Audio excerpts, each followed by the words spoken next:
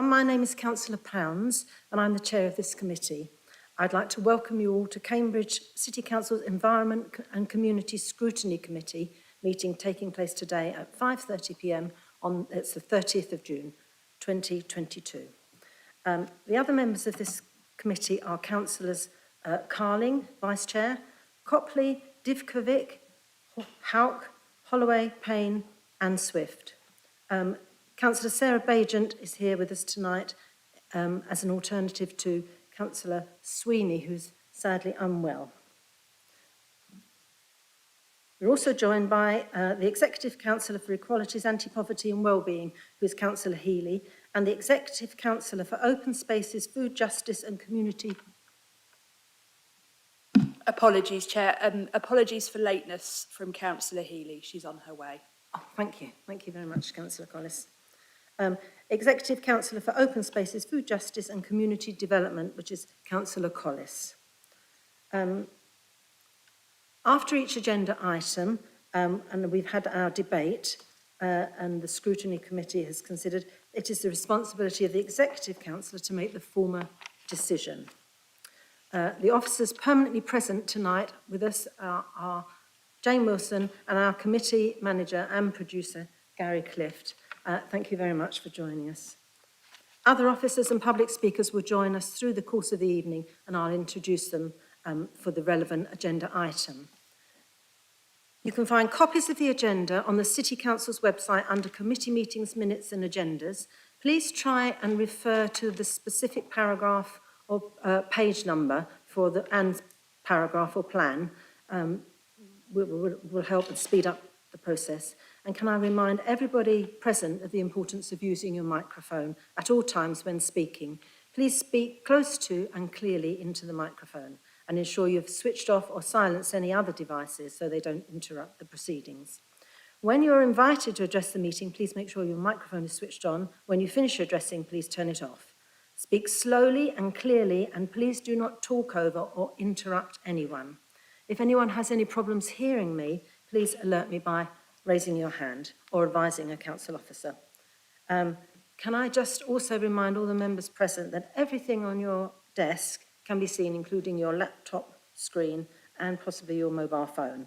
The camera does follow the microphone when being switched on, so if you can just wait a couple of moments after the you switch your microphone on before you start speaking, the camera will catch up.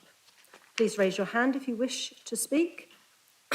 Please can those participating in the meeting via the live stream indicate you wish to speak via the chat column or the raised hand option, and Gary will note what you're doing. Please don't use the chat column for any other purpose. It is not confidential nor private. It may be subject to a freedom of information request. And also please make sure that your microphone is switched off unless you're invited to speak. Use the headset if available when speaking and hold the microphone close to your mouth. Could public speakers also please turn their cameras off until we come to the item registered for you to speak about? So the process for each agenda item will be that the relevant officer will give a brief introduction, the Scrutiny Committee will then discuss the item and may ask questions of the officer or the Executive Councillor.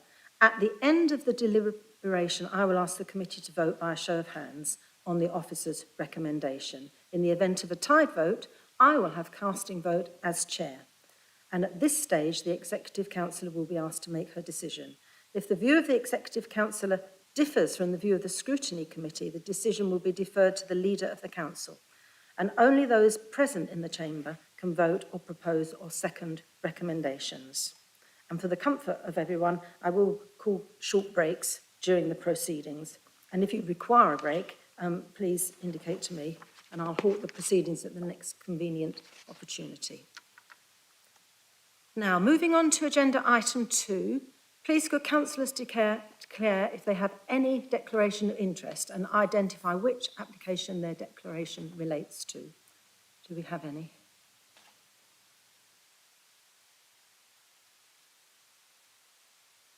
Thank you, Chair. I have declaration of interest for item 7, community grants review, because I recently applied for and was awarded a Jubilee grant for the community group Friends of St Matthew's Peace.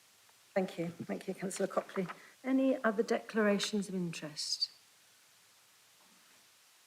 Thank you. So we're moving on to agenda item 3.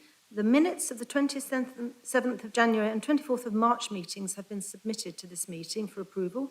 Are there any concerns? Could you raise them now, please? Otherwise, they will be approved as a correct record.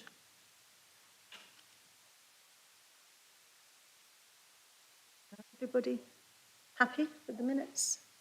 Thank you, then the minutes are agreed.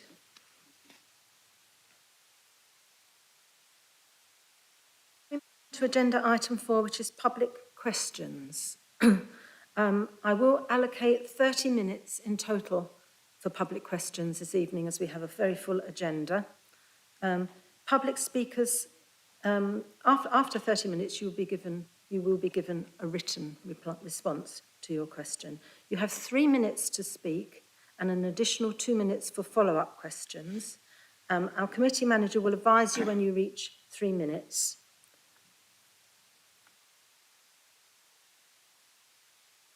And we'll go for the people who are here first. Welcome this evening.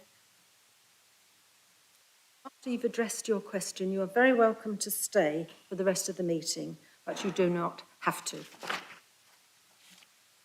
And I remind public speakers, you are not entitled to address the committee at any other point in the meeting, and should a member of the public try to speak at a point when they are not permitted to do so, they will be asked to stop by the chair, myself. If the member of the public continues to speak or disrupt the meeting, they will be asked to leave the meeting, and in the event that a meeting is disrupted to the extent that usual business cannot be conducted, the meeting will be adjourned. Please note that our public speaking scheme does provide that the chair or executive councillor may refuse to answer a question or statement if it has already been put or made at another meeting of a council committee or other body. And we do discourage repetition and limit the rights of address if more than one member of the public wishes to make a similar point. And the chair has the final decision on the interpretation of the public speaking rules. So, come to our first public speaker. It's Anthony Carpon. Is Anthony with us? All right, so our committee manager is going to read it out then, please. Yeah. Yep, thank you, yes. Okay, so this is a question from Anthony Carpon. Regarding item section 106, community facilities funding to the junction, please could I ask executive councillors to provide an update on where the junction is, given the decision around 2 years ago.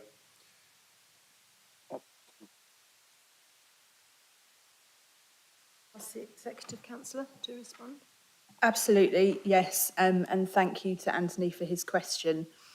The project was put on hold due to the pandemic and wasn't progressed to rebirth stage 1 level. The pandemic meant it had been delayed for well over a year, and after considering a range of factors, the council took the decision to terminate the tender proposals in late 2021, of course keeping the junction fully informed of this process. We are now developing a recovery strategy that's going to outline our vision for the city into the future, and one that, alongside the emerging cultural infrastructure strategy, will provide a framework for the work to meet future cultural and creative needs. While the council developed the project specification for the Rebirth Stage 1 designs, it was timed to be able to take advantage of the Arts Council England Major Capital Funding Programme.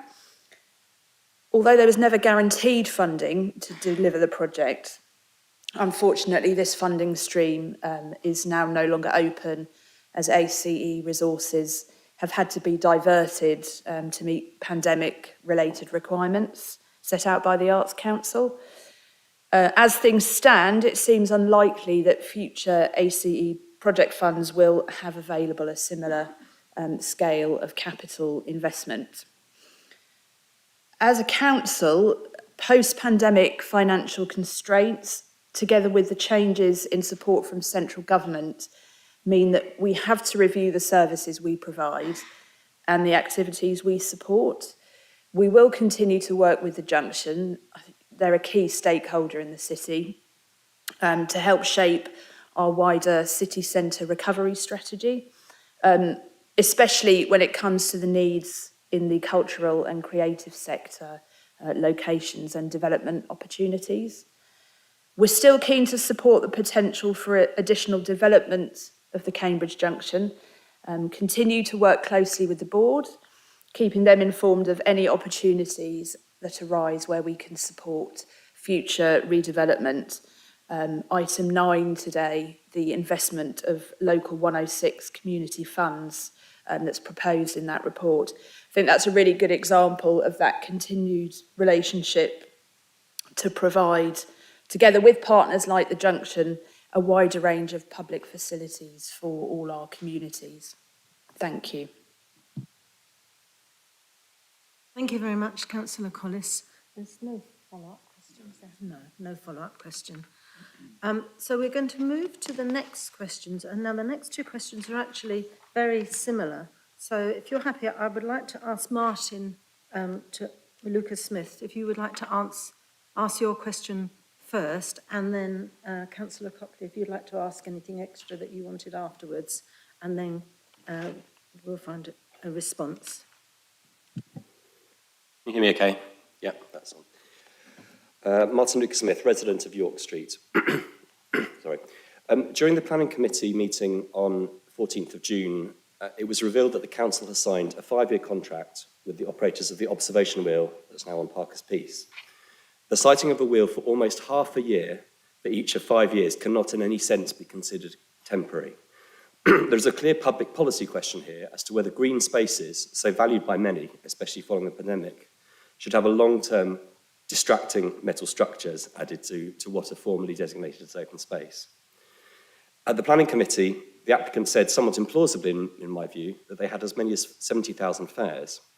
Based on the profits payment level specified in the contract, now revealed under FOI, my back-of-the-envelope calculation shows this would be about £75,000 of income to the council. £75,000 does not feel like worth spoiling our park for. And why does it have to be right in the middle? Why not at the edge? My questions today to the Executive Councillor for Open Spaces are not about the planning process, and I would ask members of the committee not to try to muddy the water in commenting on that. The questions are specifically about the public policy versus commercial objectives of the council, irrespective of any formal planning application. So firstly, does the committee agree that the principle of adding a huge metal structure into a well-loved park in an area of protected open space and conservation area is a matter which would normally be subject to public consultation? There is significant public debate about the appropriateness of this structure for such a long period of time. Secondly, has there been any public consultation or publicly attendable meeting about the principle of sighting a wheel on Parker's Piece? And thirdly, was this decision to sign a contract taken by any committee, and if not, why not? Thank you. Thank you, Martin Lucas Smith. I should have mentioned that our committee manager will ring the bell after 2.5 minutes, and that will give you 30 seconds more to finish what you're saying, should you overrun. Okay. Councillor Copley, would you like to ask your question now? Thank you, Chair. I'll just go through what I've written and only add the bits that Martin hasn't already said. So I was also going to mention that Cambridge Independent reported there were more than 80 objections to the planning application, and the 2 market councillors, Councillor Bick and Porra, spoke against it. And that was the first time in public that we heard about a contractual agreement existing, which Martin may have already mentioned.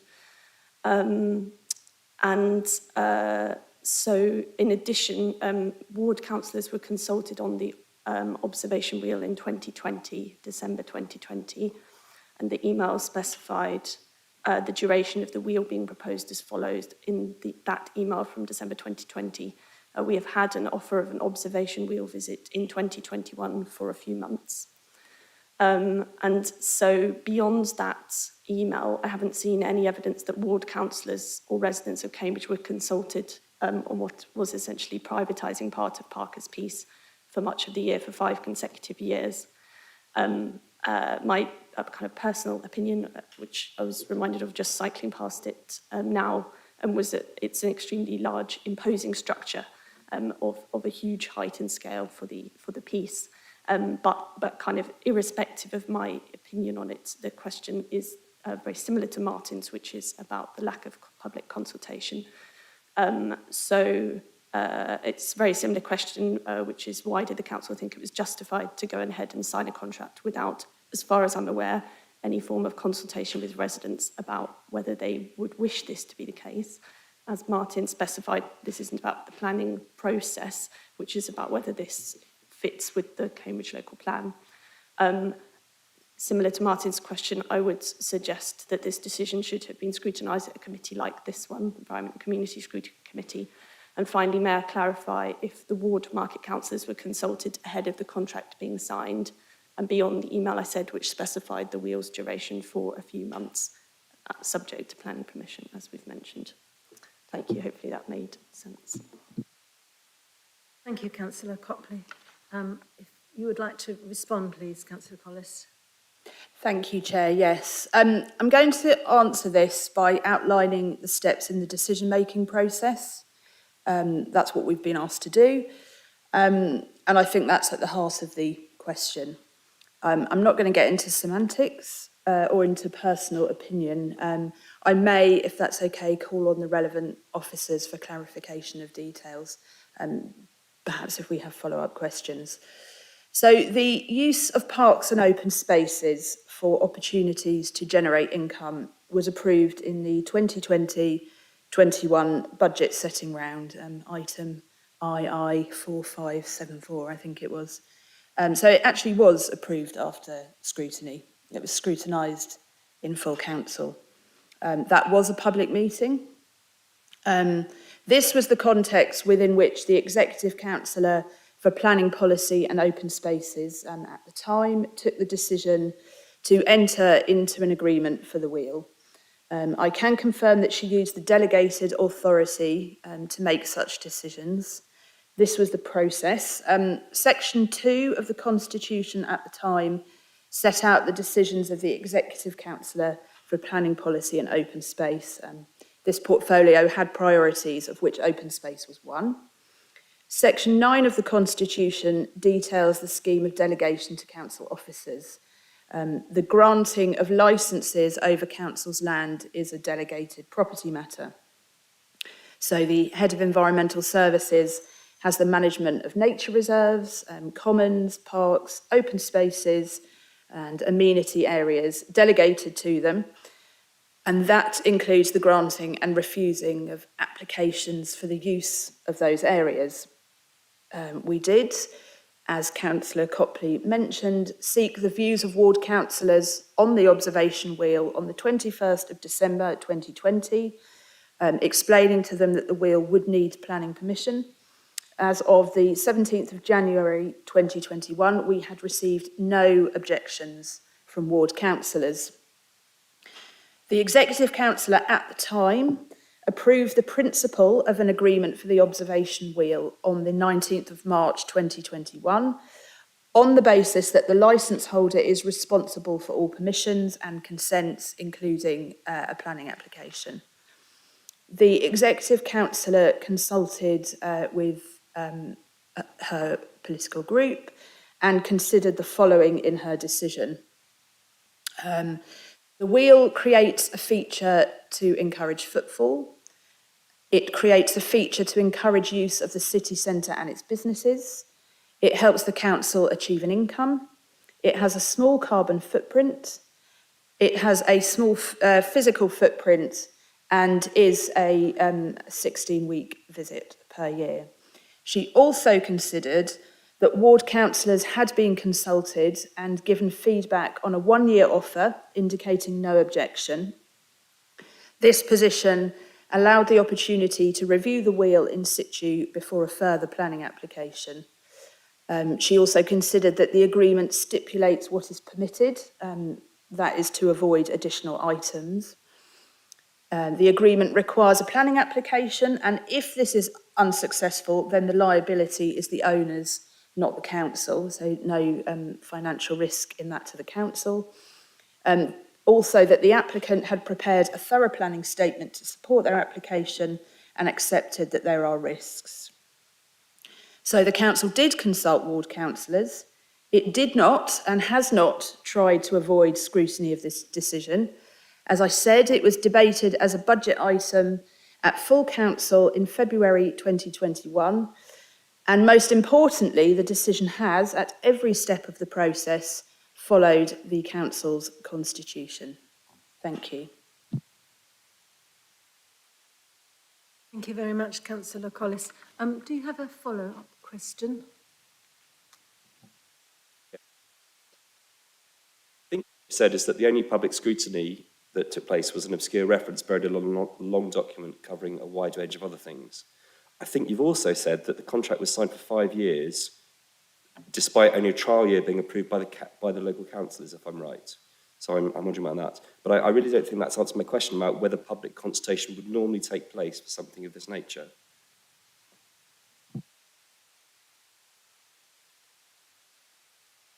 So I wouldn't really call a budget meeting and an item in that obscure, but let's not split hairs there.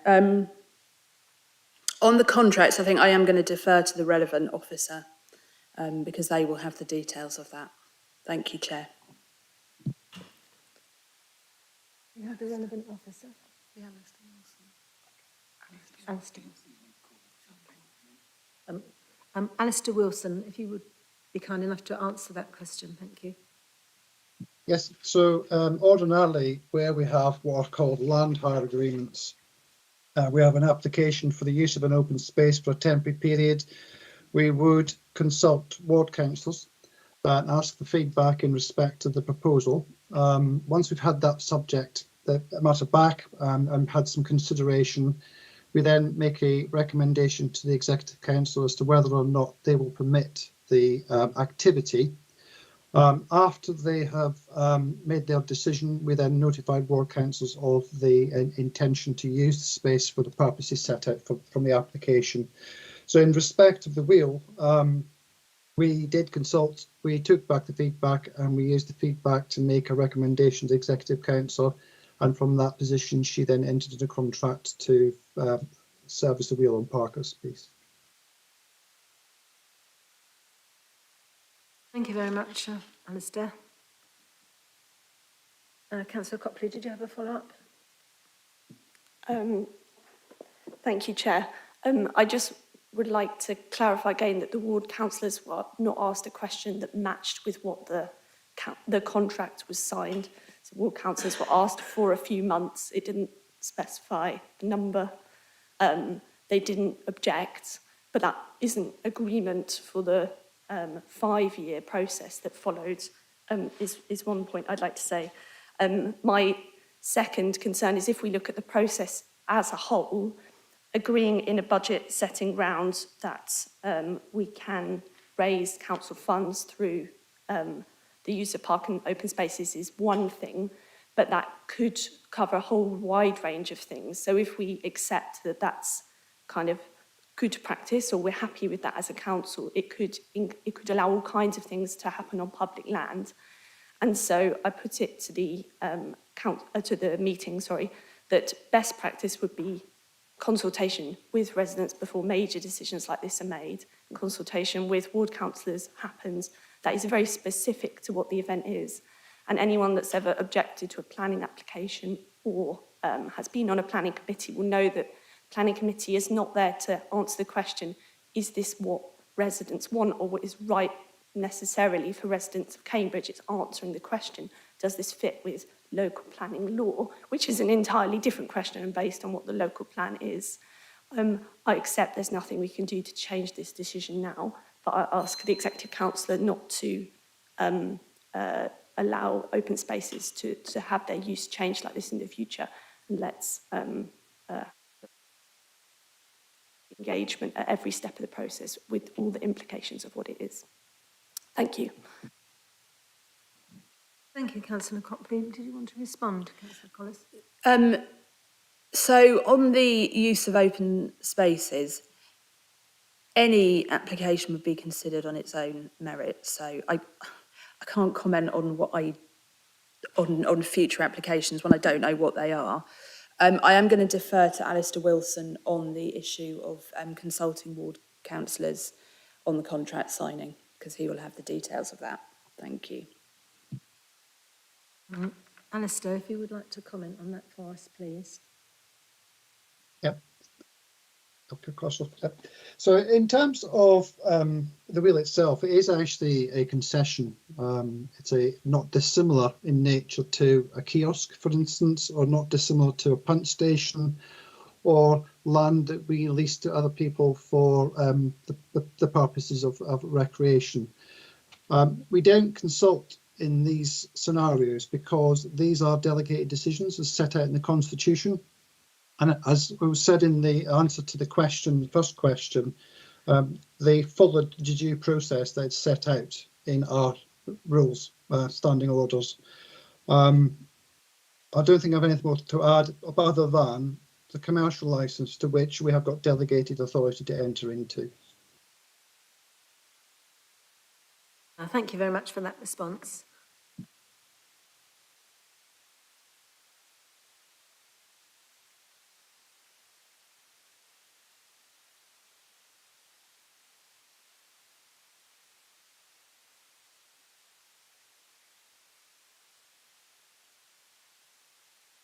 So our next question was going to be asked by Jean Glasberg, but I understand that Wendy Blythe, you're going to ask it on her behalf. Thank you.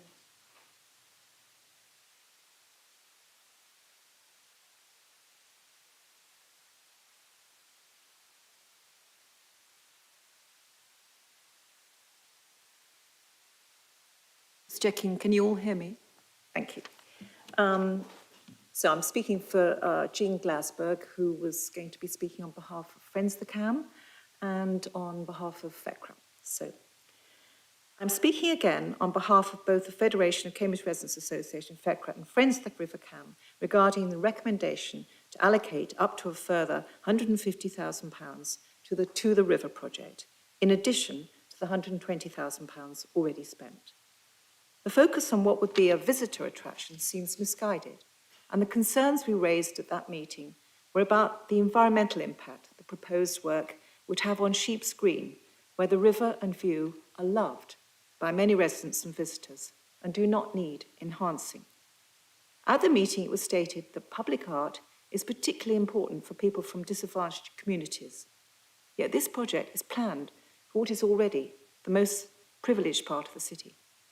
It was also said that public art is inevitably controversial and divides public opinion. Yet this doesn't seem to be the case here, where the overwhelming majority are opposed to the proposals. A survey in the Cambridge Independent found 84% against and only 16% in favour of the plan. And a petition asking that no more money should be spent on this project now has 538 signatures. It's clear from the comments that it's felt to be harmful to the river and nature reserve, and that people feel this section 106 money should be spent instead on something that would be really of benefit to Cambridge people, particularly in less prosperous areas. Councillor Healy said that this is for the public ultimately to decide, and Councillor Anna Smith assured us that the council will absolutely honour the results of the consultation. So our question is, in the interests of transparency and democracy, will the results of that consultation and the views expressed be made public? Will the deliberations of the art panel reviewing the project be open to residents? And will their recommendation be brought back to this committee so that there's scrutiny of a decision that involves spending so much public money? Thank you, everybody. Thank you very much, Wendy. Councillor Collis, can I ask you to respond, please?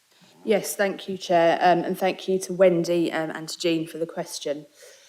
I want to start by saying that I fully support and endorse the comments of both Councillor Healy and Councillor Smith. Both meant what they said, and I take exactly the same approach, not just to this project, but to public art across the city. We are not a council that pays lip service to consultation. When we say we will consult and that we will honour the results of that consultation, then we mean it. I came to being a councillor from a community development background, and I am certainly not about doing things to communities. I'm about working with communities, just like my fellow councillors. So you can be completely confident in my answers, which actually are not very different to the answers previously given by my colleagues. Yes, the results of the consultation will be made public. We have no interest in not doing this. We've already committed to it on more than one occasion. The public were not asked to vote on the concept design. They were invited to provide their thoughts on it to further inform the development of the artwork. You say that an overwhelming majority were opposed to the proposals. I'm not quite clear how that was measured, how many responses there were to the Cambridge Independent Survey. Do we know who these people were, where they came from in the city? How was the survey formulated? On the results of the consultation, we actually had relatively few comments on the artwork itself. There were quite a few misunderstandings, for example, concerned that we were digging out a natural riverbank, which of course we never had any intention of doing. That is why the council updated and extended the consultation, giving factually correct, balanced information to counteract some of what was being said on social media and in newspaper articles. I'm sure you'll agree with me that when making important decisions, people deserve to have the facts. It's actually interesting that the question mentions the Cambridge Independent, because the council did make contact with them prior to the start of the consultation. Unfortunately, officers did not receive a reply from the culture editor. I'm sure we would be more than happy to resume that conversation in the interests of balance. To address concerns about the environmental impacts of the proposed artwork, the council has worked throughout the 2 years of planning behind this project with the council's nature conservation officer and through the commissioning of an independent ecology report, which found no negative environmental impact. The proposal that was consulted on was still in the concept design phase. We asked members of the public to give their thoughts on the concept design to help with the further development of the project. It was never a done deal, as has been implied. It never has been. That's not how this works. And we made that very clear when we took the decision back in March to allocate funding to allow the project to move forward in a timely manner if it was approved as a sound concept. I'm a little bit mystified by the use of the words visitor attraction to describe the project. I'd be glad if it could be shown to me where either the previous executive councillor or officers have talked about it as such. I think the use of that description is probably misguided. The project overall is focused on the River Cam and not specific wards or predetermined sites. Both the river and Co-Fen are open to all. Whatever our ideas on class or privilege, they are immaterial to the river. People from King's Hedges do know their way to Newnham. A report on the consultation will of course come back to a future scrutiny committee. As you say, it involves spending Section 106 money, not money that comes directly from residents. And I do think that's an important distinction to make here, although of course it is money to be used for public benefit. Transparency and democracy were the words, I think, that were used in the question. I have no interest in pushing through a project for the sake of it when it involves public money. Why would I? Like I said, like other councillors and like officers, I'm about listening to communities and not prejudging what they will think or say. Thank you. Thank you very much, Councillor Collis, for that really detailed response. Did you want to ask a follow-up question? I just want to clarify. I just want to be clear. So, will the deliberations of the art panel and the recommendations come back to this committee? Is that right, Alex? I'm not trying to be just trying to be clear. Okay. Yeah, sorry, I forgot to add that, Wendy. So the public art panel is not an open meeting, it's by invitation only, but the results of the consultation will come back to a scrutiny committee. Yeah. Thank you very much. Thank you for that. Yeah. Now, the next question on my list is from you, Wendy, your own question. We are running out of time, so if you can be fairly Short succinct, question. that would be great. It's a short question. And anyway, so it relates to the minutes, minutes. So many residents, including students, are very interested in what happens to Cambridge Market Square and the city centre and its green spaces. Yesterday, the Cambridge Market Liaison Group heard that there is a cultural vision paper, council vision paper, that includes events and activities. And officers also mentioned that they've been working with the Legatum Institute. So people are asking, what's the rationale for a Labour council taking advice from a right-wing think tank chaired by a Tory peer? Residents are asking, what is the focus for the city centre and its spaces? Is the vision civic or income generating? And will there be consultation about this? This goes back to what we've been talking about previously. Thank you, Wendy. Councillor Collis, I think that's still you, is it? I've not had notice of that question, I'm afraid. I think I might have officer to respond here. I can give a brief response. Yes, please. Thank you. As outlined in the meeting yesterday, an internal working paper was produced by the Cultural Services team to help inform some of the thinking around the Market Square. Okay.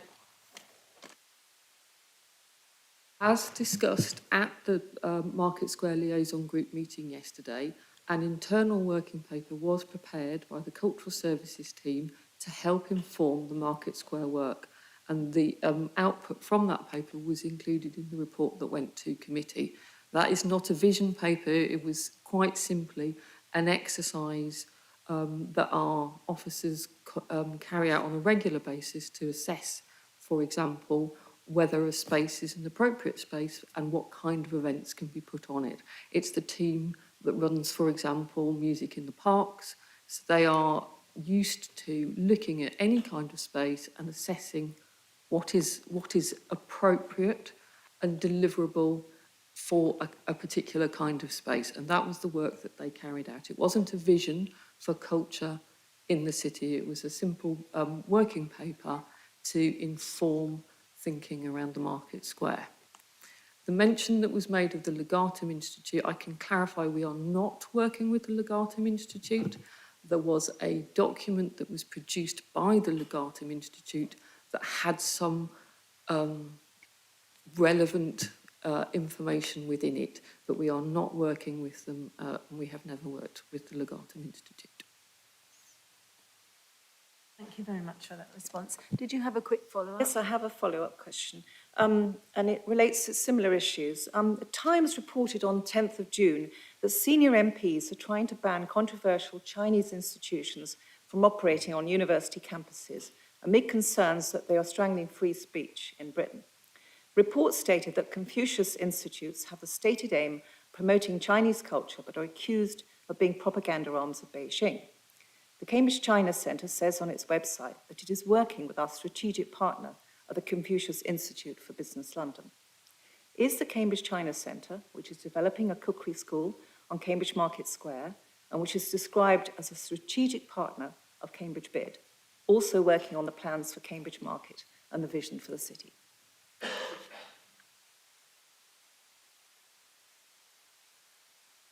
We don't have anybody here who's responding to that. We weren't forewarned about this question, so if you would please submit it in writing, then we will get you an emailed response. Okay. Thank you very much. And I'm afraid that's all the time. We have run out of time for public questions. So if you would make sure that your questions have gone in via email and you will get a written response. Okay. Right, now we move on to agenda item number 5, which is the Single Equality Scheme Annual Report 2021-22. Do we have an officer presentation? Yes.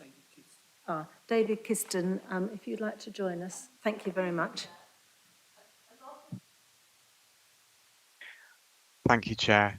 The Single Equality Scheme for 2021 to 2024 was published last year. Excuse me, David, I will just answer this question if you don't mind and then carry on your report. I'm sorry, but we only allocate 30 minutes for public speaking and I cannot give any more time.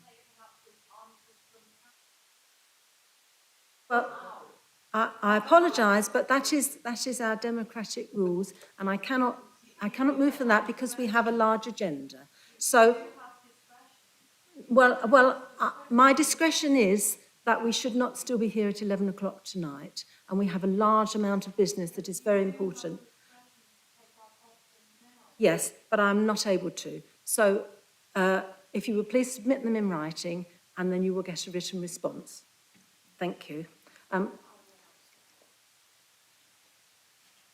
Is that Councillor Payne, did you have a question? Thank you, Chair. I did just want to ask about the written responses to public questions also. Pesticide Free Cambridge, I know, submitted a number of questions this evening which haven't been called, I think now for the fourth meeting running as they're not able to attend. They are still waiting on the written responses to the last three sets of questions they submitted to the last three meetings. So could I just ask for some kind of confirmation of when the public speakers will receive their written responses? As if Pesticide Free Cambridge is still waiting on 3 meetings worth, then it's quite concerning for the public questions here tonight also waiting for their written answers. Thank you. I think Councillor Collis is happy just to respond to you. Just a very quick point of clarification on Pesticide Free Cambridge. They actually have had the answers. I've seen the email. All right. 7th of June. So they have had already them. received them. Thank you very much, Councillor Collis.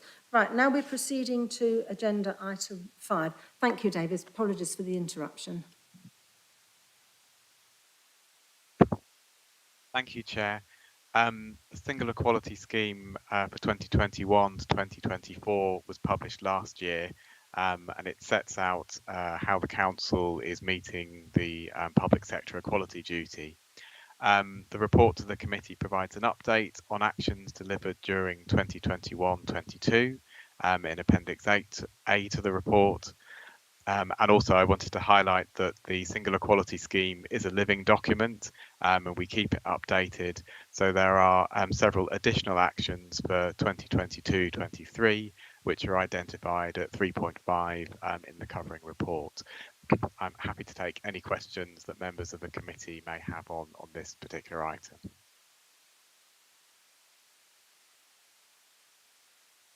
Thank you very much, David. Now, do we have any debate, any councillors who wish to ask questions? So if we start with Councillor Holloway, followed by Councillor Dick-Bucket, please. Thank you. I was just wondering why there isn't specific mention of refugees in the Single Equality Scheme. I know that we do obviously do a lot of work with refugees, just wonder why they're not mentioned there. Can I call upon Councillor Healy to respond to that? Do you want to do them in groups of 3? Would you like groups of 3? Okay, yes. So, Councillor. So I know we have set up a period poverty working group. Can you give me some more detail on what the group has been doing to date, please? The Swift.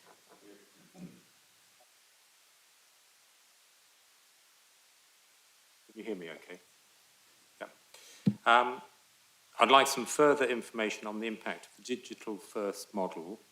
We had previously said that we would ensure vulnerable people are provided with face-to-face contact. Can I have an update on numbers of vulnerable residents still being provided with face-to-face contact, please? Thank you, Councillor Healy. If you would like to respond to those. I'm actually going to ask David, the officer, to respond. Thanks. Sorry. David, if you would like to respond, please. Thank you. Thank you, Chair and Councillor Healy. In terms of the question around refugees and why that isn't highlighted in the report, I think the broad reason is that the Single Equality Scheme focuses on actions to support people with the 9 protected characteristics under the Equality Act, and refugees are not specifically a protected group, although refugees may have some of the protected characteristics under the Act. I can provide a brief update on our work around refugees. So the council, since 2016, has been providing support for Syrian refugees in the city under a contract with the Home Office. And more recently, we've also been providing support to Afghan refugees as well. And the team providing this intensive support is currently supporting 125 refugees across both schemes. Since the in the past couple of months, we've also been running a project to support the Homes for Ukraine scheme for Ukrainian refugees, which involves a cross-council approach, including a wide range of council services. This is, I suppose, in one sense, less intensive support than for Syrian refugees and for Afghan refugees, in that homes are being provided by hosts in the city, and our responsibilities are mainly around carrying out DBS checks and accommodation checks, and also welfare checks on refugees after they've arrived. So moving on to the question around period poverty, I can provide a brief update. So in the summer of 2021, the council ran a campaign to make sanitary products available to young people during the school holidays. The working group also carried out research across food banks, food hubs and other community partners to establish the level of need, and free sanitary products are now available in all community centres run by the council. And moving to the question around the digital first model, I have asked Clarissa Norman, the customer services manager, to provide figures on face-to-face numbers. I don't have these to hand currently, but I can provide these to members of the committee following the meeting. But I do understand that since reopening the customer service centre reception last summer, face-to-face numbers have been much lower than they have been previously. And telephone calls and online transactions have been much higher. But having said that, customers are still being seen by face-to-face appointment by customer service centre staff. Thank you very much, David. Councillor Hawke, I think you had a question. Thank you, Chair. And Councillor Payne. In fact, I've actually got a list of 10 short questions. I don't know how time is allocated. I would be happy with relatively short answers. So how shall we play this? Maybe groups of 3. So I mean, on page 62, it mentions that there will be special arrangements for dementia, for groups with dementia. And I was just wondering, what about other mental health issues and neurodiverse groups, autism, for example, people with anxiety? Has this been taken into account? Also, there's reference that a consultation with female rough sleepers has been delayed. So I'm just curious why, because this sounds like a relatively straightforward thing to do. And also page 62, there's reference to an open spaces forum. And I'm afraid I'm relatively new to this. I haven't actually heard of this before. And could I maybe just get an idea of what this forum consists of and what is their objective? Thank you. And Councillor Payne, would you like to ask your question as well? And we'll take them in the group. Yeah, I've just got 5 short questions. Would you like all 5 or again just 3? They are quite short ones. I just wanted to ask, first of all, some questions which focus around page 57, going across to 58, where it talks about the exploration of providing potential temporary and permanent accommodation for GRT sites, the GRT community, that seems to be waiting on an assessment of need for that, which is referred to on page 63. I was just wondering, are there any sites in mind at the moment which are currently being explored to be potential GRT sites? And when are we expecting to see the data from the assessment of need? And also, what sort of data will that include for us? Then my second set of questions are around the community safety aspects on page 59. One of which is about the Ask for Angela scheme. I'm really pleased to see the council putting its focus back on this scheme. It mentions that the scheme needs resurrecting. So I was wondering, could you give us an overview of how many bars do we now currently signed up to the Ask for Angela scheme? And have there been any recorded usage over the last couple of years? Further down that page, there's a reference to increasing street lighting, which again I very much welcome. I wondered whether that will include the Market Square, which I recognise as a separate project, but after the attack horribly there a few months ago, there were lots of questions in this chamber asked about improving lighting there, and I was wondering would that be in the scope, within that scope.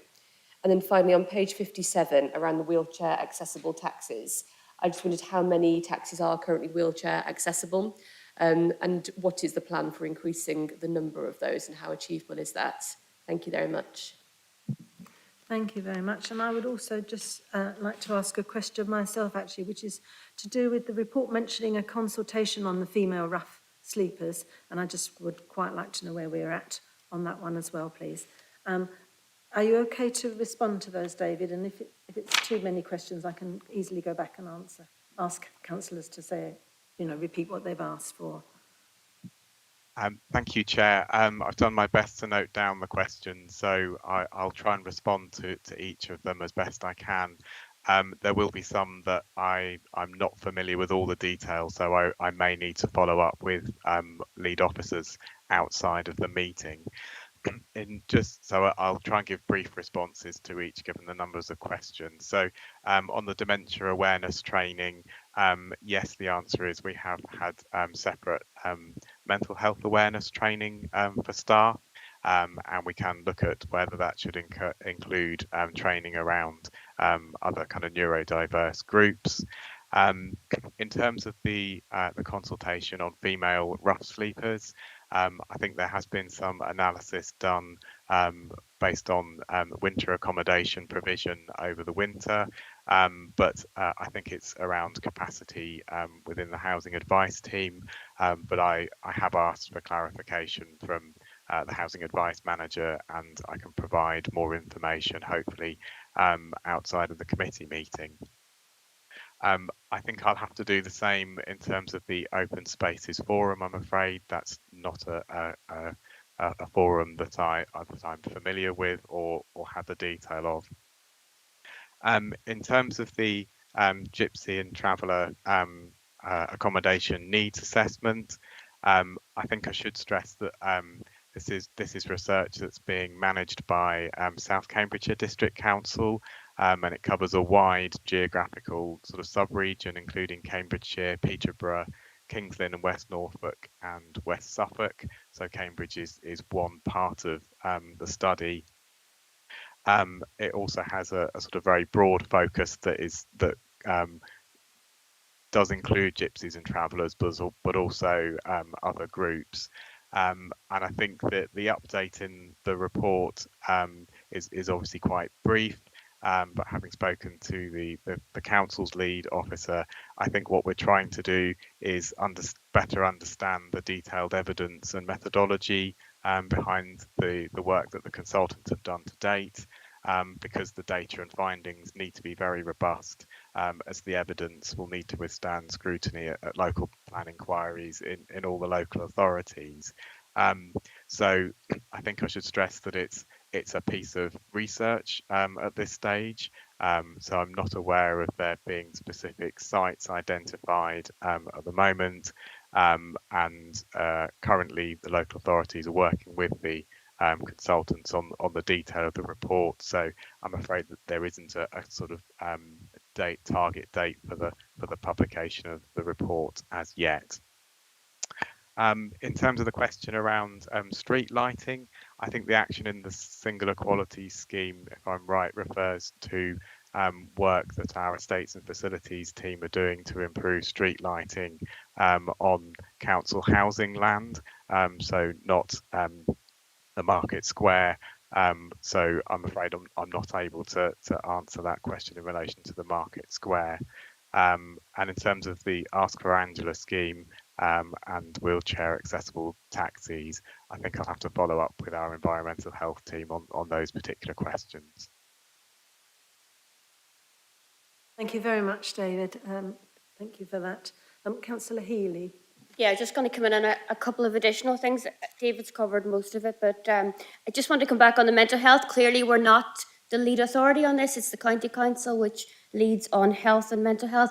But I would say that under a number of our recipients of our community grants programmes, a number of those programmes are associated with projects that are helping wellbeing and mental health, particularly with children and young people. So, I mean, they would come under that. In terms of the GRT sites, you know, as David has said, we are sort of analysing the results, and that process hasn't been finalised yet. But I made very clear in the last full council meeting last month, was it last month? Not 2 months ago, no, last month.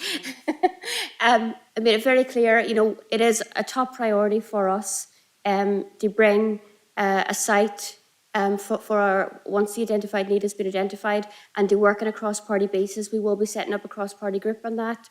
And we're also looking at, we're having conversations with our counterparts in the County Council at the moment as well, around potentially looking at sites for negotiated stopping. As we've said, we previously put in a request to the County Council under their previous administration to use potentially park and ride sites as negotiated stopping, which was rejected previously. But obviously we've got a new administration now with ourselves and with Lib Dems, so we will be hoping to put in requests that we can use those sites going forward. So we'll hopefully have an update on that for the next meeting. Thank you very much, Councillor Healy. Are there any further questions? Councillor Hawke and, sorry, I beg your pardon, Houck.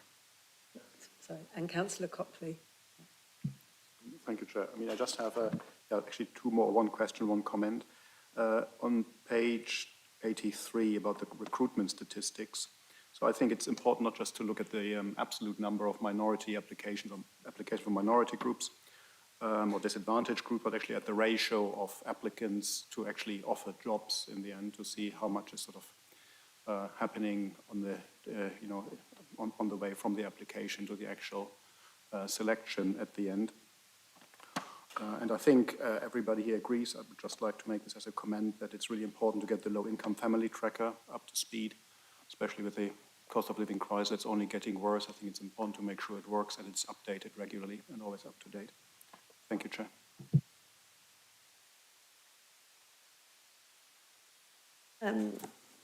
Thank you, Chair. My question or comment request is about the street lamp that are being replaced. That's a really very welcome action. There's lots of areas in Abbey Ward which are really unpleasant for some local residents to use because they're not very bright. And there is a real difficulty in reporting broken lampposts. So this action specifies they'll be labelled so customers can easily report faults. So the request is for that to be extremely clear to say Cambridge City Council owned, ideally with website number as well as the identifier. Some of the old lampposts do have the identifier, but it's extremely complicated to work out where your lamppost is from. It wouldn't even occur to residents. They might have to report it to the county council or the city council, and then on the county council it's subcontracted to a group called Balfour Betty, and it's just very, very difficult. So I really welcome this action, and I request that the labelling is really clear, so if and when one of these lampposts is damaged or broken, it can be easily fixed. But them being brighter and more upgraded is really welcome, so thank you. Thank you very much. Who would like to respond? Councillor Healy or David, are you happy to respond? I'm happy to respond, Chair. On the question around the recruitment figures, obviously we've provided some information in the Single Equality Scheme report. I just would mention that our Human Resources Service do produce a much fuller equality and employment report each year that we publish on our website, which is considered in detail by the Equalities Panel. That isn't ready yet, so we've included some of the highlight figures, but I can make sure that that the information that Councillor Houck requested is included in the Equality and Employment Report. In terms of the low-income family tracker, this is a system that the council has procured from a provider called Policy and Practice. We had hoped to implement it some time ago, but we've encountered barriers with Department for Work and Pensions and HMRC around data sharing, because the data that the system uses is owned by government, and they have sort of control over it. We have had some advice from our information governance team as to how we might proceed. So officers are meeting next week to review that advice and consider how we proceed. But as I say, the delay is one that a number of authorities are experiencing, and is due to permission essentially not being granted by government to use the data in the way that the system intends it to.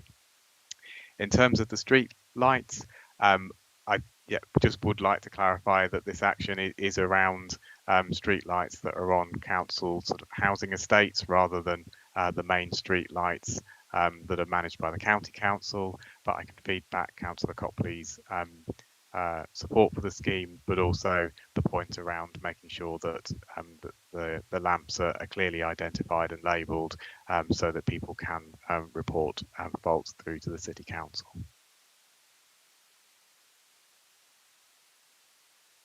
Thank you very much for that, David. I think now we can move to the vote on the officer's recommendation, which you will find on page 55 of the agenda, and we can vote in favour, against or abstain. So can I ask, please, for you to raise your hand, all those who are in favour of the officer's recommendation? So that's unanimous? Yes. So that's unanimous. So I don't think I need to ask any more, except to ask the Executive Councillor if they are happy to accept the committee's recommendation. Yes, I am really happy to accept the recommendation. And I'd also just like to say just a few quick words, just pay tribute to the team across the council. There's an incredible amount of work done. We are only in the first year of the current 3-year single equality scheme, and there's been huge progress across all areas, from wheelchair accessible homes to period poverty and carers and ethnic minority communities, as we've heard. It's an incredible amount of work, and that's despite all the pressures of the pandemic and the Ukraine crisis that we've also been dealing with when resources have been stretched. And I think, it's really important just to say that we do have a really strong commitment to delivering on these equalities priorities, despite all these other things that we've had to deal with as well. And it is a really small team of officers. We obviously have a lot of, right across the council, the equalities work impacts across all areas, but it's actually quite a small team of officers specifically dealing with the equalities and the policies. So Kate Yerbury and David and Andrew Lim very much are doing a lot of work, really kind of punching above their weight in terms of the amount of work that they do. So thank you very much. That's all I wanted to say. Thank you. And I think on behalf of the committee, I would also like to confirm what Councillor Healy said, which is that it's a really impressive piece of work that's going on, and congratulations and thank you. If you're happy, we could take one more agenda item and then have a break, unless anybody particularly, is that okay? Thank you very much, in which case we'll move on to agenda item 6, which is the anti-poverty strategy annual report. So this is also under Executive Councillor Healy, and I think it's probably you, David, is it, to present this report as well? Thank you. Yes, Chair, it's me for this item as well. So the anti-poverty strategy covers the period from 2020 to 2023. The report to the committee, again, is an update report, providing updates on actions delivered during 2021-22. And broadly speaking, many of these have progressed in that time, but as you will have noticed reading the report, some of them have been impacted by COVID restrictions in different ways.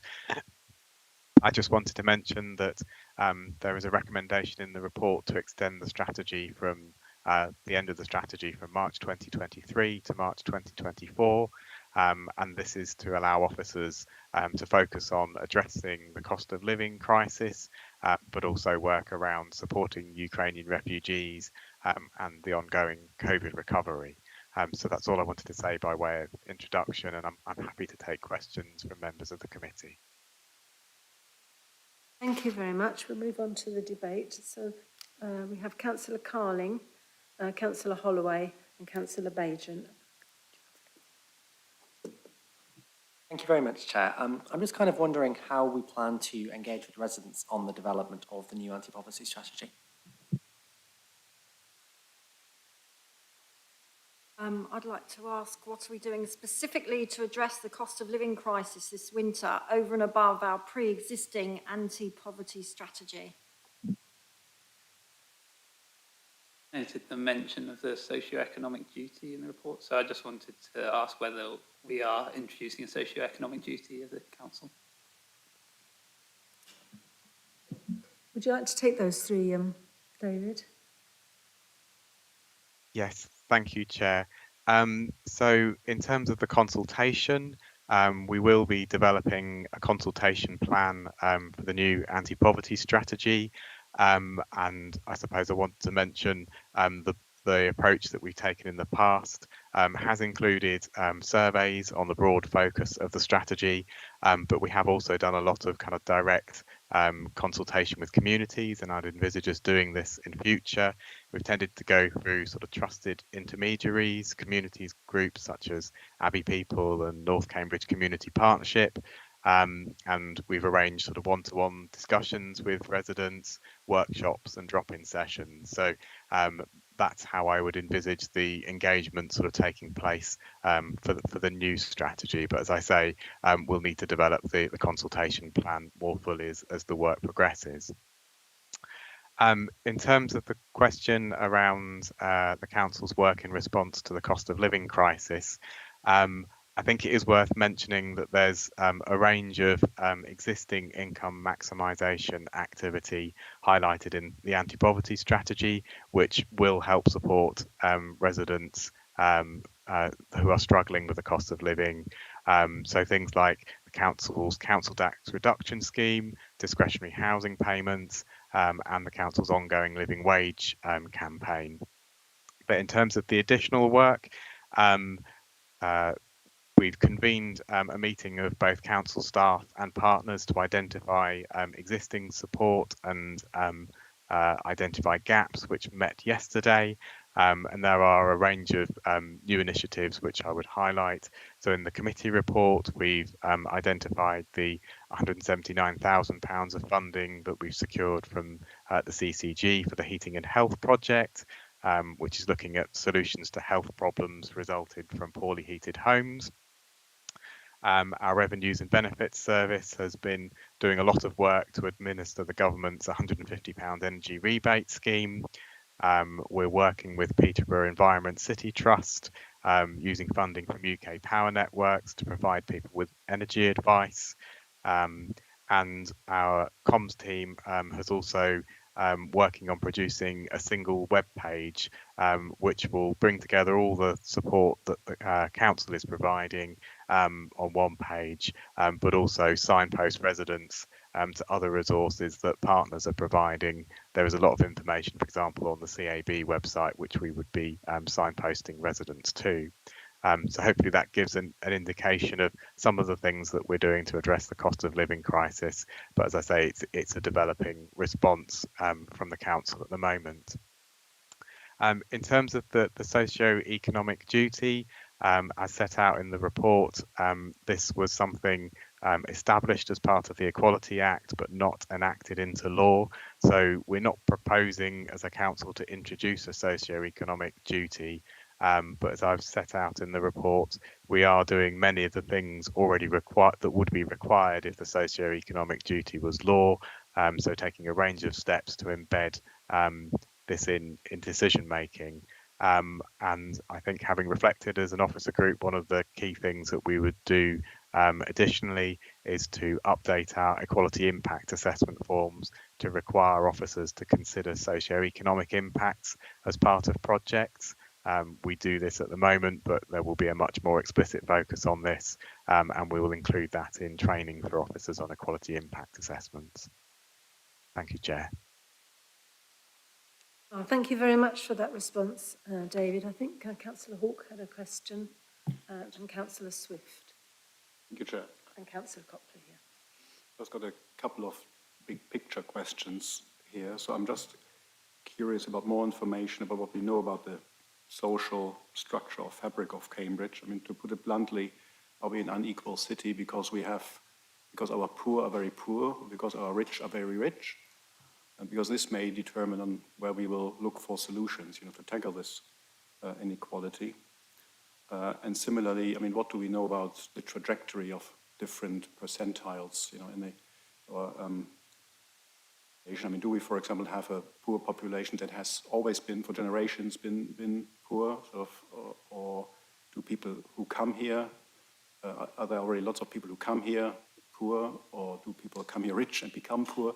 I mean, what does sort of Cambridge do to people who move here from different socioeconomic backgrounds? So it's not very specific to this particular item, I'm afraid, but for me it would be important to know where to look for this information in order to think about solutions. Thank you. Councillor Copley. Thank you, Chair. It's a few specific questions about the work to support digitally excluded council tenants, which is a massive problem in Abbey and in many other parts of the city, I'm sure. Specifically, do we know how, in terms of loaning tablets, how many were loaned? Was there enough to fulfil demand or not? And then secondly, regarding the rollout of fibre optic broadband and the heavily discounted social rate broadband package, I was wondering how discounted it was, if you know, and was it sufficiently discounted for residents to find it affordable? And that all is in the context of residents having the ability and support to be able to use.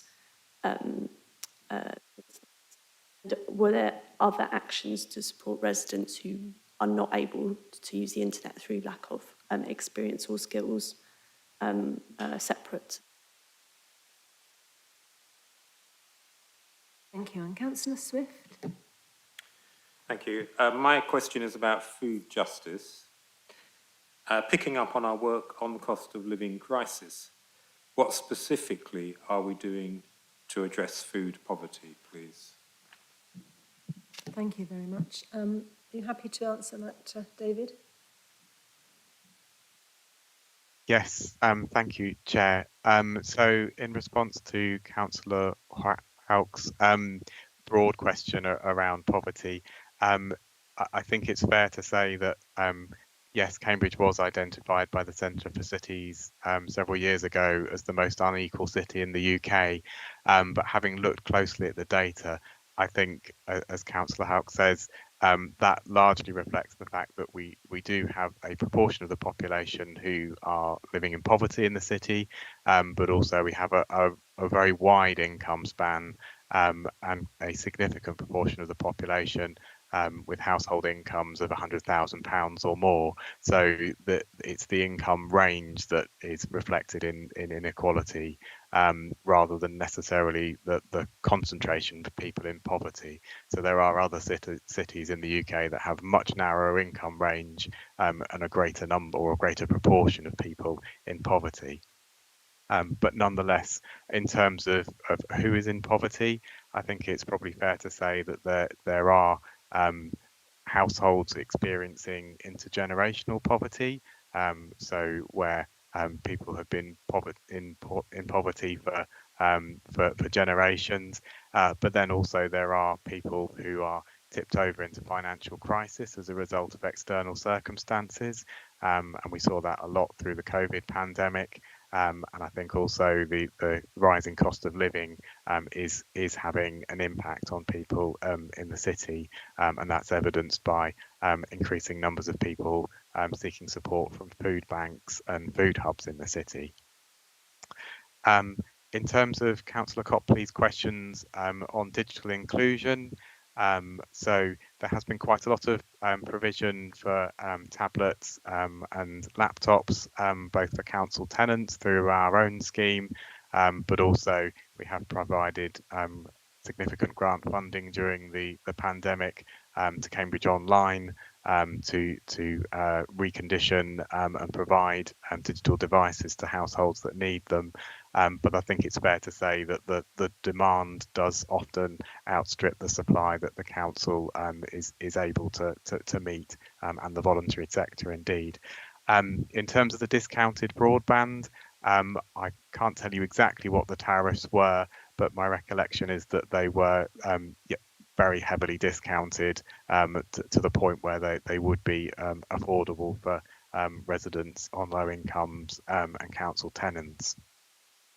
In terms of other actions to support digital skills, we have been providing funding to Cambridge Online for a number of years for outreach work to help residents get online and develop their digital skills.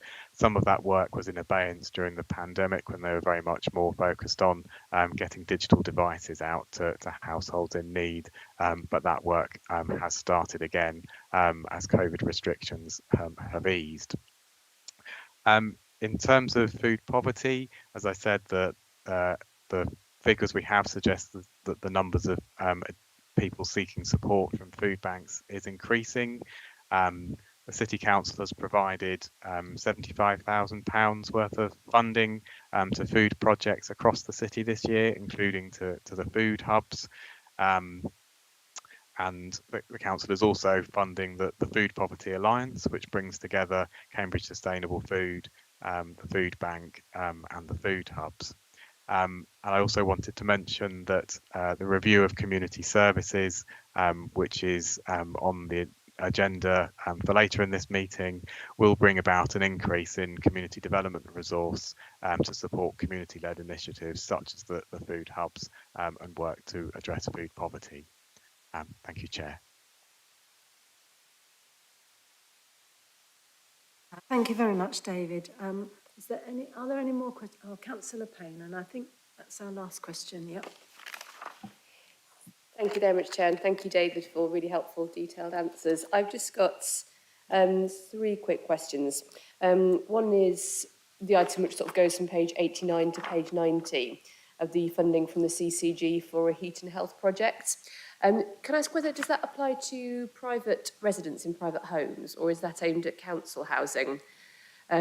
And how will it kind of be allocated, who that funding is given to? When I think about some of the council housing in Castlewall, though there's not much of it, some of it is actually in really poor condition. I met a lady a few months ago who is digitally excluded. She doesn't use the internet. And it was only because she happened to be in when I knocked on her door that she was able to tell me she'd been trying to get the council to mend a leak in her attic for about 6 years, and it was leading to mould all around the top of her bedroom. So I think there's a really urgent need in some of our older council housing to put in place better maintenance there. And the council has been underspending on its council house maintenance budget over the last couple of years, which I do think is very poor given the status of the housing. So I was wondering, will that fund also be allocated towards council housing, or will the council look to spend more of its maintenance budget on prioritising that as the cost of living increases? And then my second question was to come back to the LIFT funding, the income tracker, which is mentioned on page 91, that will be used as the sort of the assessment data for a great deal of this work going forward. To take us back to the previous item, it does indicate there that that data is not yet available, and HMRC have said that we can't have access to it. So I was wondering, will we need to use something in place of that if we can't implement it? Or is there expected to be a situation where we'll be able to use that in the future? I was a bit unclear how one item says we can't use the data and then another does, and so what the solution to that is. Thank you. Thank you very much, Councillor Payne. Councillor Healy, would you like to respond? I'll answer the first part in terms of the Health Inequalities Programme.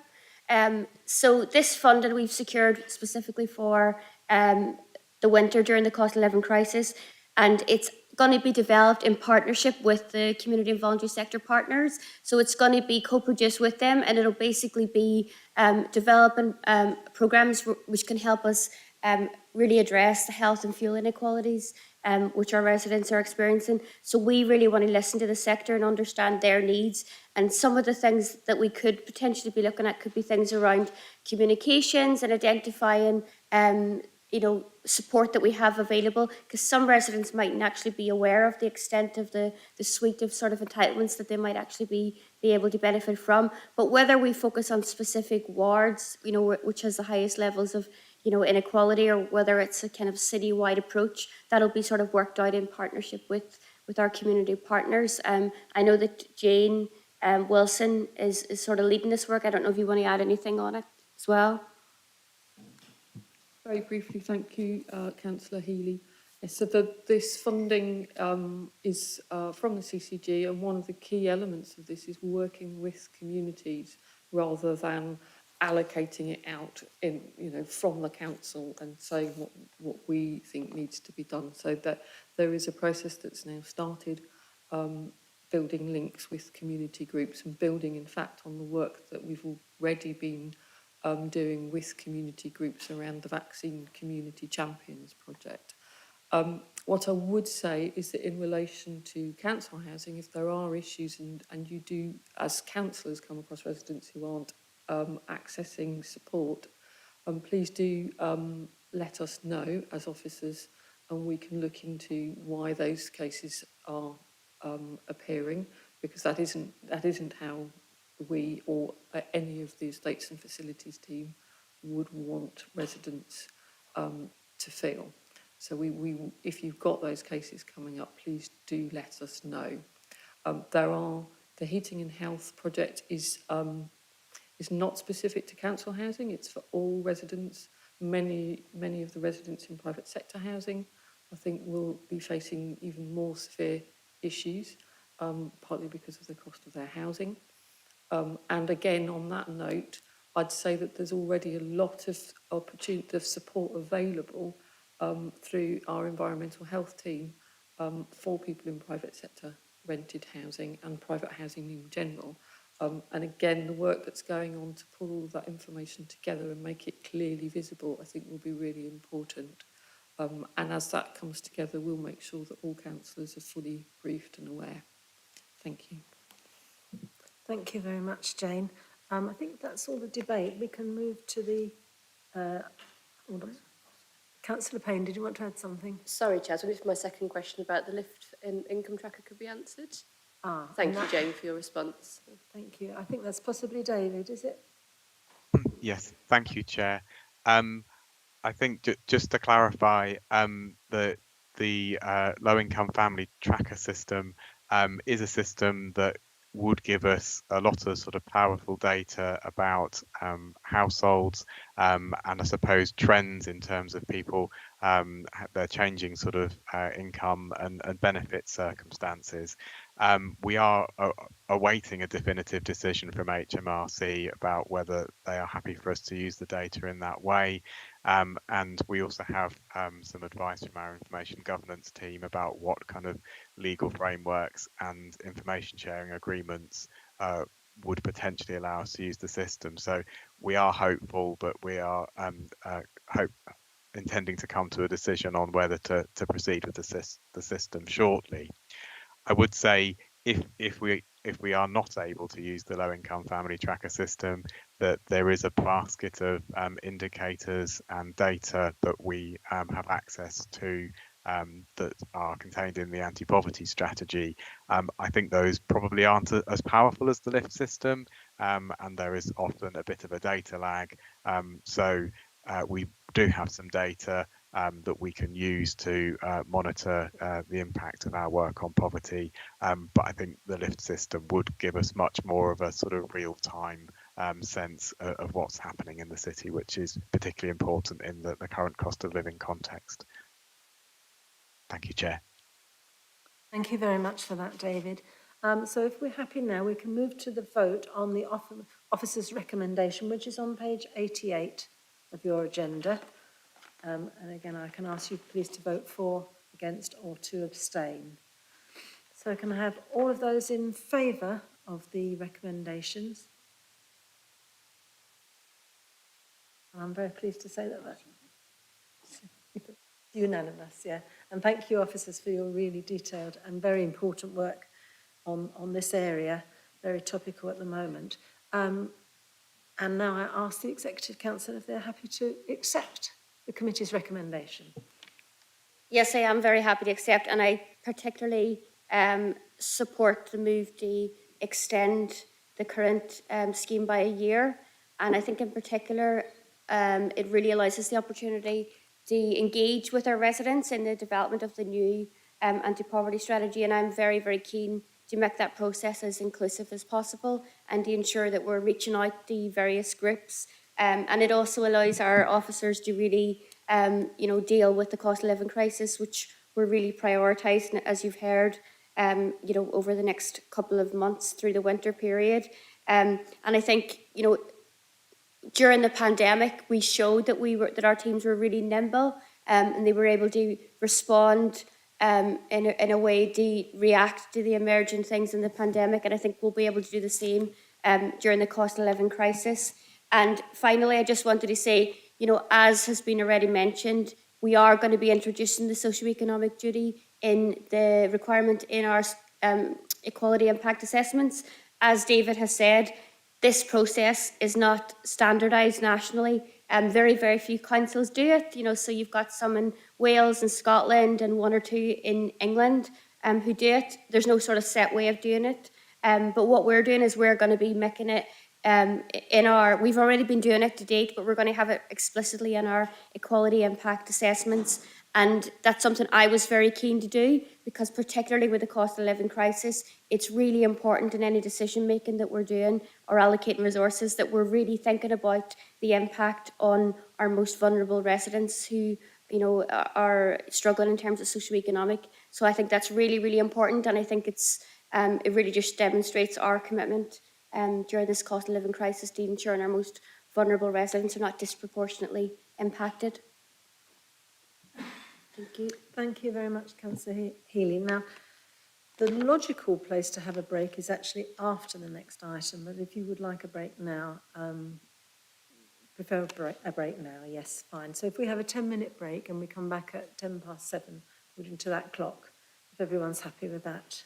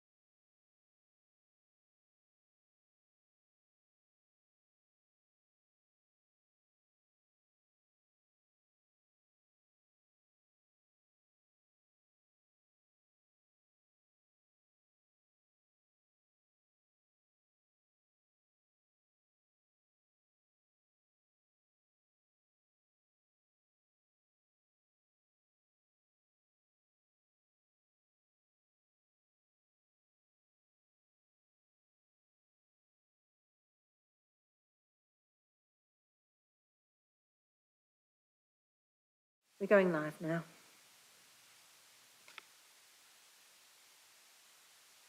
And now we're moving on to agenda item 7, which is the Community Grants Review. And the presenting officer is Julie Cornwell. Hello, Julie. Thank you for joining us. Hello, thank you, Chair. The Council is undertaking a two-phase review of the Community Grants Programme. Phase 1 is the introduction of a pilot light touch small grants fund for applications under £2,000. Phase 2 is a broader piece of work which will need to align with the Council's future priorities as identified through the Cambridge Transformation Programme. It will include consideration of mapping existing funding to the voluntary sector across the Council and researching how other local authorities are supporting communities. There are 2 recommendations in the report: to approve the introduction of a light touch small grants application process for awards of £2,000 and under, and to note the broader review work required in Phase 2, which will be developed alongside the Cambridge Transformation Programme. I'm very happy to take any questions councillors have on the report. Thank you. Do we have any questions? We have Councillor Payne and Councillor Houck. Would you like to go first, Councillor Payne? Thank you very much, Chair. Just a couple of questions. Thank you for this report, and I think I certainly welcome the idea of sort of a simpler process for groups looking for smaller grants. What I wanted to ask about was whether groups, I know in the past looking at community grants, some organisations have applied for a number of grants for quite different aspects of what they do. Is that so for sort of very different strands, so it's qualified as separate kind of pots, I guess. Is that still possible within this scheme? So is there a way in which groups could apply for a number of small grants? And I'm not asking that as to say it's a problem or not. I'm just interested in whether we want to safeguard against people topping up to a much higher limit, but through lots of simpler processes. And also whether within this, if a group were to apply for a grant in consecutive years, is there any evaluation process around how effectively the grant's been spent in the first year, which is considered in then deciding whether it's reallocated the following year? Thank you. To take those points, Julie. Yes, thanks. So in terms of whether we've thought about trying to limit or prevent groups submitting multiple applications, that is definitely something we've considered. So what we think would be the fairest option is to limit the number of applications via this small grants fund to 2. So that would be for separate activities. We do see groups which apply for kind of like a programme of activities, and we would welcome applications like that through the main grants round. But what we don't want to see is exactly what you've said, where larger groups are topping up their funding from the council by submitting multiple applications. And in terms of the second question around consecutive funding, that's also something that we're very mindful of. For larger grants, we have a 6-month monitoring requirement, so we can look at the monitoring at a 6-month point, and then that can inform our decision making around whether we wish to fund that group for that same activity the next year. It is slightly more difficult for the smaller grants, so I think what we really need to do is make sure officers are actively talking to groups throughout the year, going perhaps to visit the group, going to see the activity, and then that way we'll be able to make an assessment as to whether we're confident that group will be able to apply for funding and spend it appropriately in the next year. Thank you very much, Julia, and Councillor Houck. Thank you, Chair. Actually, my question is actually very similar. I mean, whether applicants have to report back at the end of a grant period on their achievements, and whether this will be taken into account when they apply for similar grants in the future. Thank you. Yes, they do have to submit a simple monitoring form. Obviously, the requirements the idea is this is a light touch process, so the requirements won't be quite so onerous. But we do still expect them to evidence that there has been an impact and a benefit to the participants. So yes, they will need to. But I think really what I would hope to achieve from this pilot is a better understanding of how we can improve that. And I think, for example, if we were to move to an open year, all year round funding process in the future, we could perhaps set a criteria which says that you have to complete one of your activities first, send in your monitoring, we would evaluate that, and then when we're happy, then they could be invited to submit again. But as it stands at the moment, where we're only inviting applicants to submit a year at a time, that is a bit more challenging. Thank you very much. Are there any? Oh, Councillor Copley. Yeah. Thank you, Chair. I really support this light touch small grants programme. I think that will be a really good way for new groups and different groups to be able to access support for their activities. I just wondered if you could expand on how specifically we would encourage groups with protected characteristics and from minority groups to apply for these grants, as detailed on page 108. So then what will we do to try and get these applications in? Because I remember at the last grants round there was some characteristics that were asked about and there were no applications received from. So I hope that this grant programme will enable those people to apply. Yeah, absolutely. And I think people with protected characteristics and groups with protected characteristics are exactly who we're hoping will apply this time. We're already actually working with the Cambridge Ethnic Community Forum.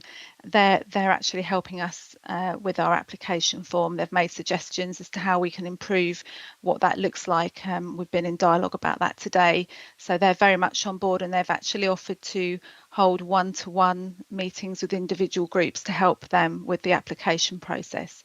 The same with CCVS. They're also helping us draft an application form that's much more accessible perhaps than our previous forms. So we very much hope that they'll help us spread the word.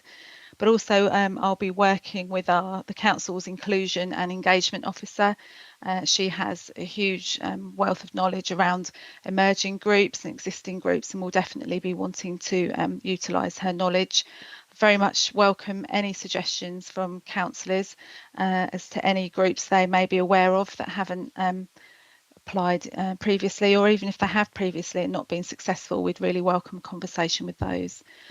I'm also going to be doing a radio interview and working with our new comms officer, our link into the comms team, to really specifically look at this area, because it is something that we need to really target. So yeah, I'm hopeful that we'll get an increase in applications from a wide variety of groups this year.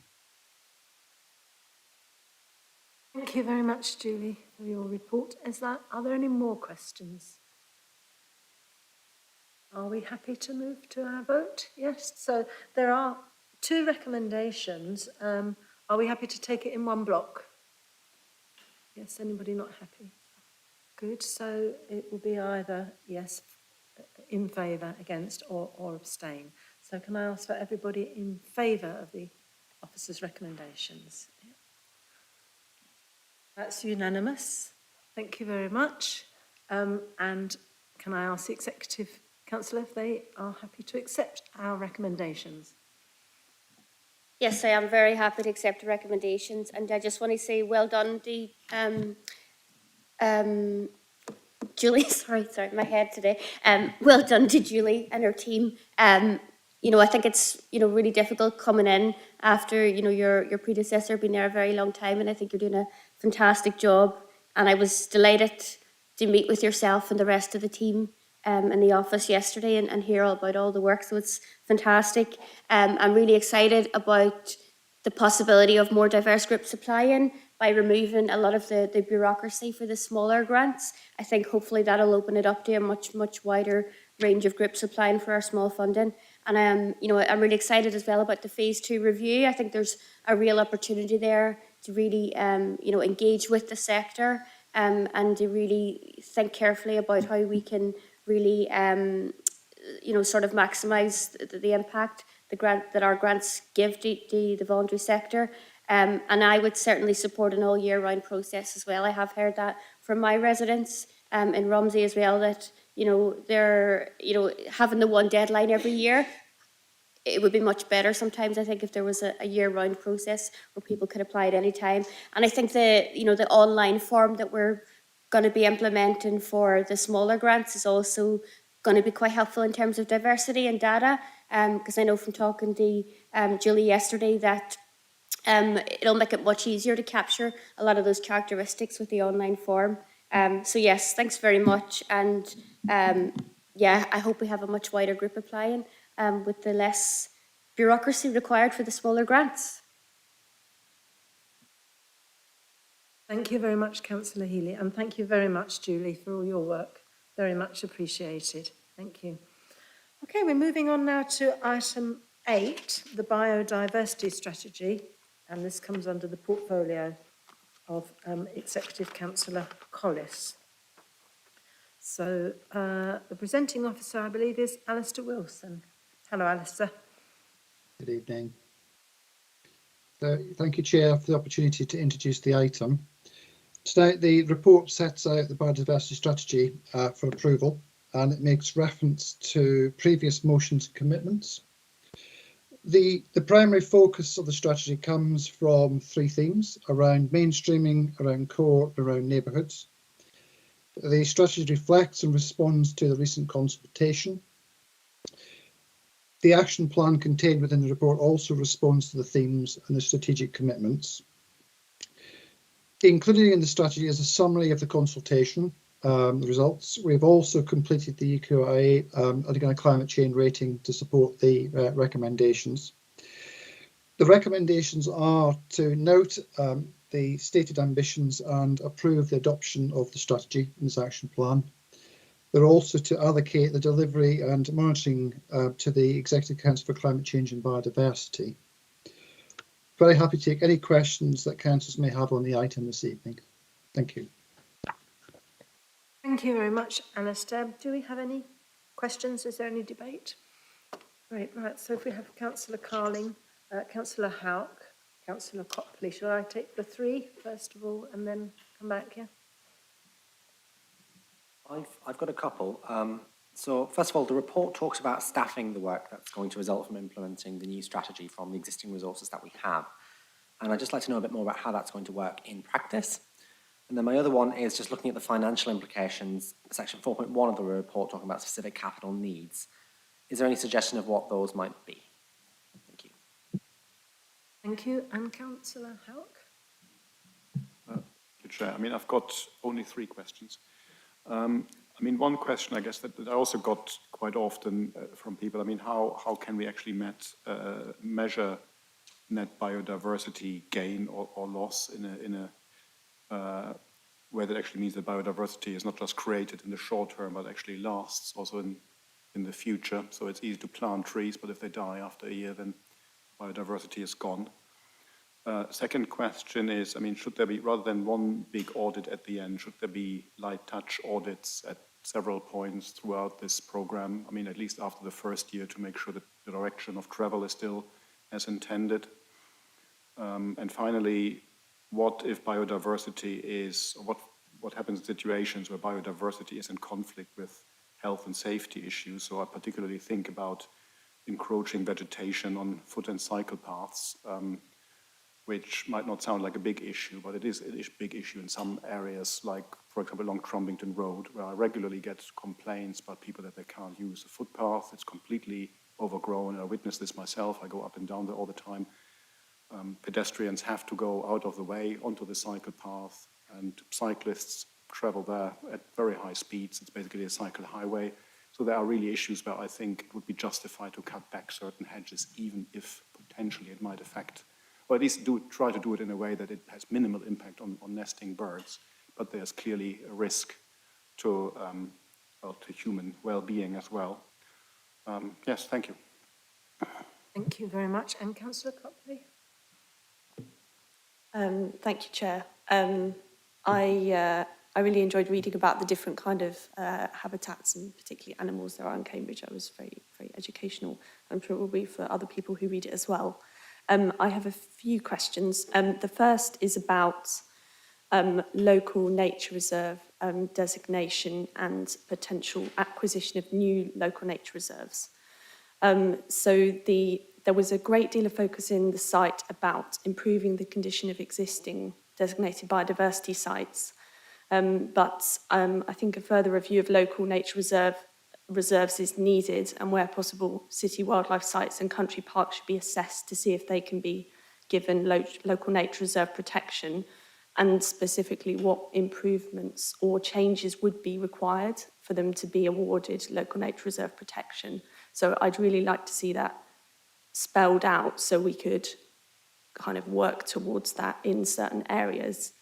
And the strategy points out that in comparison to other parts of the UK, Cambridgeshire has some of the lowest proportions of priority habitats and land designated for nature conservation. And I feel the strategy doesn't quite take this on board because without a kind of effective enforced statutory protection for the many key biodiversity sites, then it's likely or may happen that there'll be nature loss ongoing, because we wouldn't have those protections in place. So I'd really like to see more information about new green spaces designed to protect existing biodiversity and create more, and to get this statutory protection at certain sites. Chair, would you like me to just leave it at that one question, or would you like me to ask other questions I may have? I think that's probably enough for a moment, if that's Thank okay. you. We'll ask Alistair who would like to reply to those. Thank you very much, Alistair. Okay, thank you. I'm actually joined this evening by a colleague, Guy Belcher, who will be able to answer some of the more detailed technical type questions. So I think I'll start off in the order that they were given to me. So in terms of the staffing elements, how we're going to resource it, we do touch on this in some respects in the financial implications of the report, but the budget statement report for 22 to 25 include a proposal to secure additional budget to enable us to extend the tree canopy project. And in a combination, we've also included biodiversity support within that. So we're looking to create a new biodiversity project officer role within the most recent restructure within Streets and Open Spaces, which has just been approved last month. So the business case for extending or maintaining the post we've now created will be in the third year of the fixed term period and in the lifetime of the strategy. So we've made provision to help support achieve the actions within the action plan. Guy, do you want to ask the question about what we're going to spend, what the financial implications are in terms of capital? And I'll think about the other ones. Yes, thank you, Alistair. Yeah, the capital requirements would predominantly relate to projects requiring sort of significant earthworks and landscaping. You're probably aware of the recent funding secured for Logan's Meadow wetland creation. So that's coming from the Cambridge and Peterborough Combined Authority. So it's sort of more large scale works. Previous schemes of such as fish parties have been funded through Section 106 or through environmental improvement projects. So it's but the larger sort of schemes where we need the capital investment. Splendid.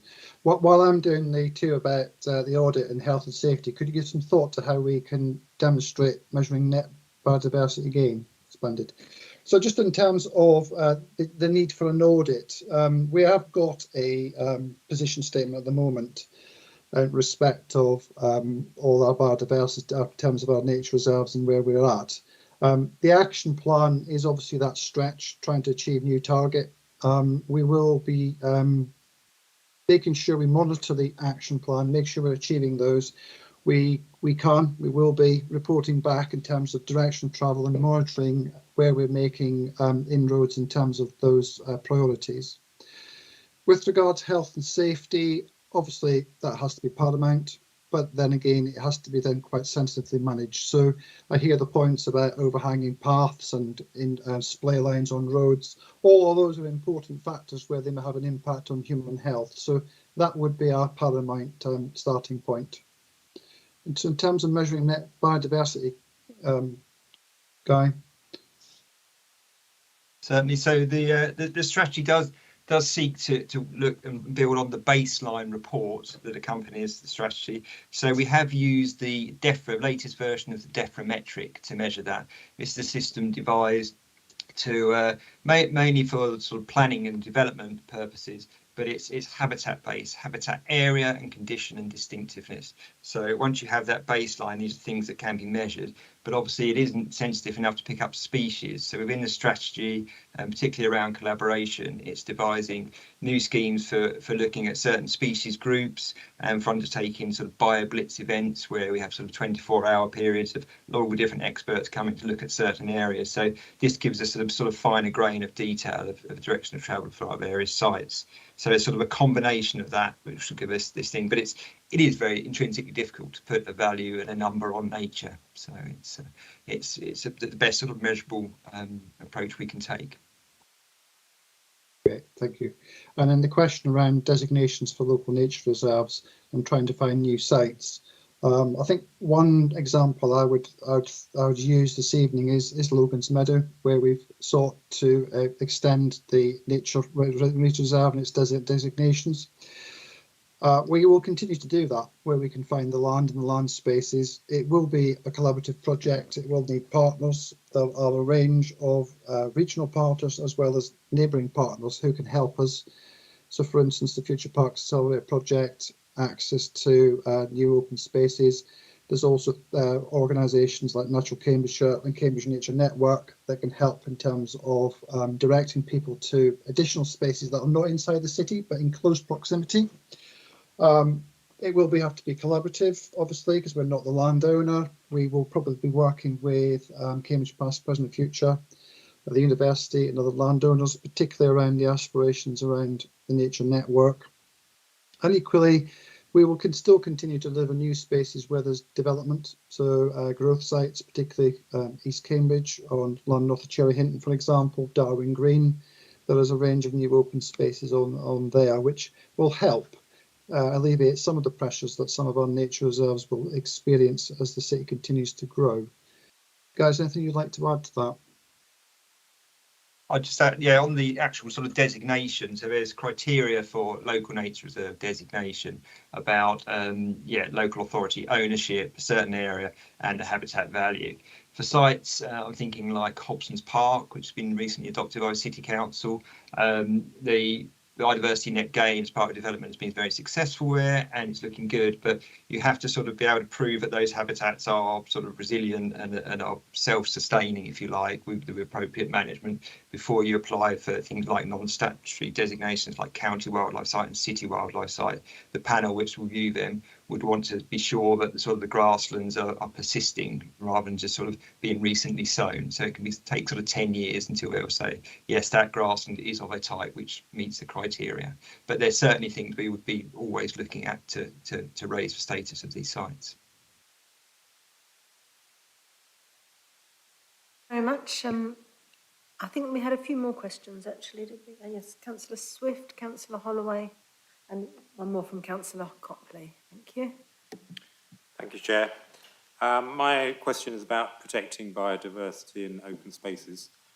We know that there have been concerns raised about the impact on biodiversity of licensing our open spaces for use by community groups and educational settings. Can you say a little bit more about how these sites will be managed to protect biodiversity, please?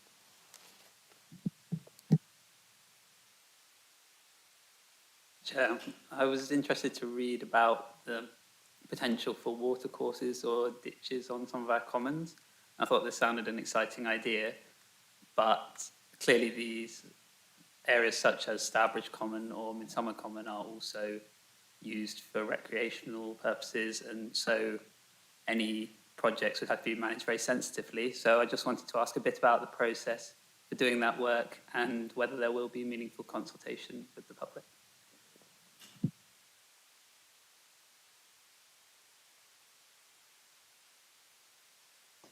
Thank you, Chair. It's a follow-up about the biodiversity metric, which the report details. demonstrating biodiversity net gain, or the 20% which is aimed for, I would like to be assured that the gains would just not only be achieved solely by improving the measured condition of existing sites, but also by adding biodiversity in the new green spaces that has been stated as the goal, and or expanding existing sites, as has happened at Logan's Meadow. And then secondly, that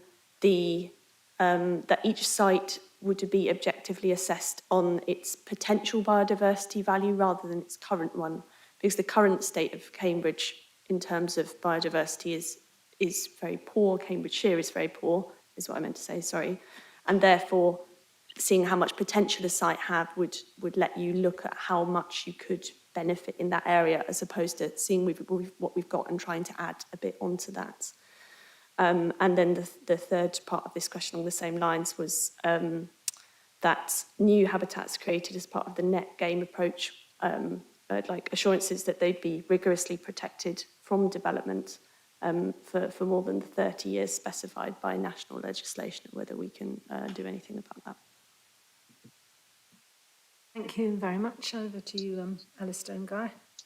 Okay, thank you. So just in terms of addressing the issues about protecting spaces and biodiversity and use, I think the key to this is about the management plans and the quality of what we write in those management plans. They will be the best way to monitor the biodiversity value, and also to make sure we achieve a clarity on a range of potentially competing uses. So we may have a range of different things on that site that will impact on the biodiversity value of what we're trying to maintain. Equally, any agreement we formalise for the intended use will also be our preferred way of regulating the and supporting the new or the existing use, to make sure it does not have an impact on the biodiversity we're trying to protect in that site. In respect of the watercourses, for instance, the ones that are proposed on Midsummer's Common, yes, we will give those assurances in terms of the consultation. Something of this scale will need some considerable consideration and careful thought, just to make sure we're not, just to make sure I'm understanding the potential impacts.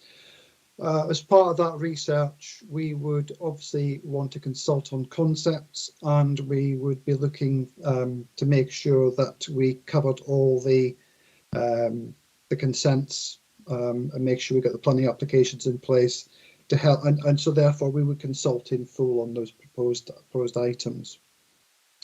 In respect of the 20%, I think, Guy, you're probably best placed to help with that answer in respect of how we're going to ensure we get those, and equally around the potential biodiversity benefits from our own existing sites and how we manage those. Are you able to happy to answer those? Certainly, yeah. So the way the DEFRA metric works, it is based on existing condition. That's certainly the case for planning applications, and so that is the sort of system that we're likely to have when it comes to the Environment Act coming into force in November 2023. But for city council schemes, then obviously that is something we can consider, and certainly within the Cambridge Nature Network and the key sites we're looking at, then we are looking at sites and how they link to other sites, and so it's very much their potential to create those links. The question from Councillor Copley regarding net gain after 30 years. So the 30 years has been set by national government. So if we're doing these schemes on public open space, often protected open space anyway, then by that very nature they should be secured. But also I think the 30 years on a good biodiversity scheme would create sufficient value that it would be then very, very difficult to develop that scheme using them. If the metric was still available to use, it would be sort of unviable to actually then come back and redevelop that site. So I think there are protections within that system. Thank you. Thank you very much. I think that's everything covered. Do you have any more, or one more Councillor Copley, please. And Councillor Payne. Thank you very much for those responses. So I just wanted to raise again about the resources concern. Would there be enough resources to implement the strategy? And it seems as though through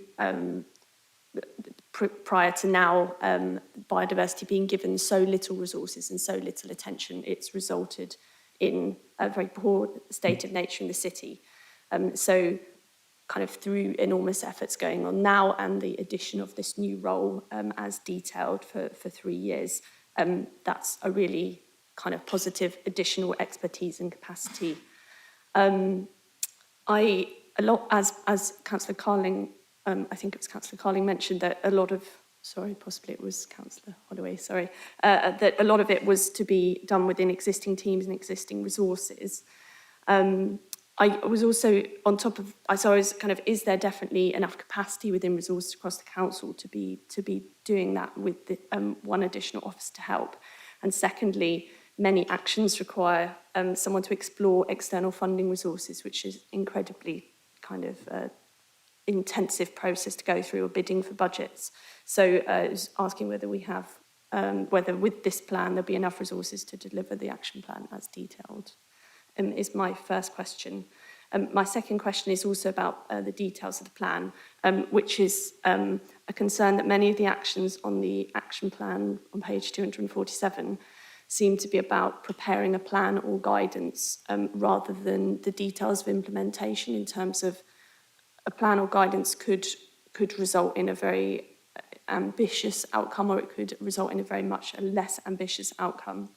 So, for example, under peat-free Cambridge, the actions are related to producing guidance for allotment holders and ensuring city landscape projects source peat-free horticultural products. But it doesn't determine that that message is necessarily received, or set any goals about how peat-free peat-free compost may be used by allotment holders. So it seems kind of very achievable as written, this particular one, but could be much more ambitious. And in terms of pesticide-free reduction plans, most of the actions are about developing plans and guidance, as opposed to putting them into practice. For example, I would really want to see timescales for when we could expect these changes would be put into place. That was my second question, and my third question is more of a clarification, but the previous version of the text in terms of verge management stated that we will adopt the plant life guidance on changes to verge management. And the new terminology, I would like to kind of understand whether that means the same or whether it's a weaker commitment, which is our approach driven by the Plant Life Good Verge Guide, which explains what it is, the use of cut and collect machinery and sensitive timing of cuts through the year. And we are committed to no mow May where practical, and then states places where mowing will have to happen.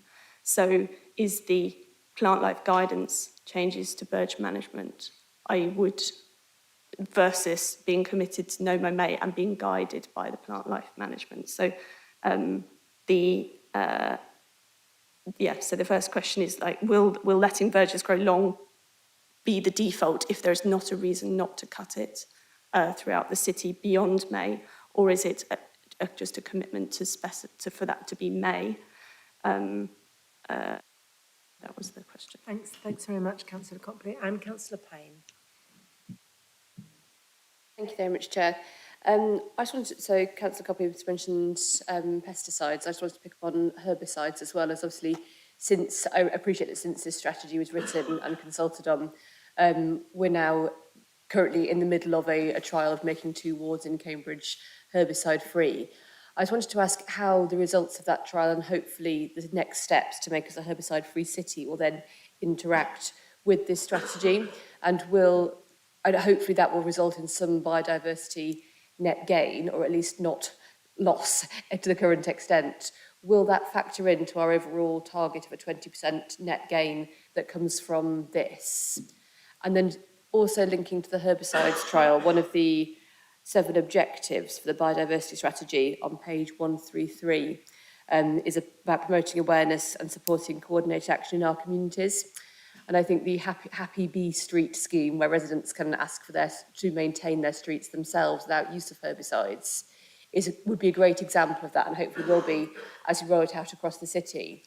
Currently, I understand from residents that applying to take part in that scheme is really quite an onerous process, where they need to sign up to the SOS volunteers, the Streets Open Spaces volunteers system. And so something like 50% of the street needs to provide 2 references, which I would imagine would put off quite a lot of people from applying. Can I ask whether there's a vision to rethink that and hopefully streamline that process in order to help us meet Objective 3 of the biodiversity strategy as well? Thank you. Thank you, Alistair. Guy, if you'd like to respond to those, please. Okay. While I'm doing, Guy, could you give some thoughts to the voucher management questions about no more May? So in terms of, I think I'll start backwards with Councillor Coppy's question, which is around the action plan and the referencing of making plans. Those are a staged and phased approach where we are allowing ourselves the opportunity to reflect and consider alternatives and deliverables. And that then gives us the opportunity to then look at what resources are required, so we can then build in to the budget setting rounds any additional requests for resource that we might require, if it's required. Because the next point I would like to make is there is a range of resource across streets and open spaces that can help deliver within biodiversity, particularly around project and project delivery. We have a range of specialisms in the team around drainage, around parks and open space, around trees, and a whole manner of skill sets that can help resource the action plan and the strategy achieve what we wanted to do. So, but the other point I think is relevant tonight in terms of the recommendation is a recognition that the biodiversity isn't just the domain of streets and open spaces. It is also something that should be applied across the council and across a whole range of departments, and therefore the move in the recommendation to take the monitoring to the Executive Council for Climate Change and Biodiversity is that commitment to the additional resource, and the additional resource that means from in terms of the monitoring and reporting back. Guy, did you want to cover the voucher management option?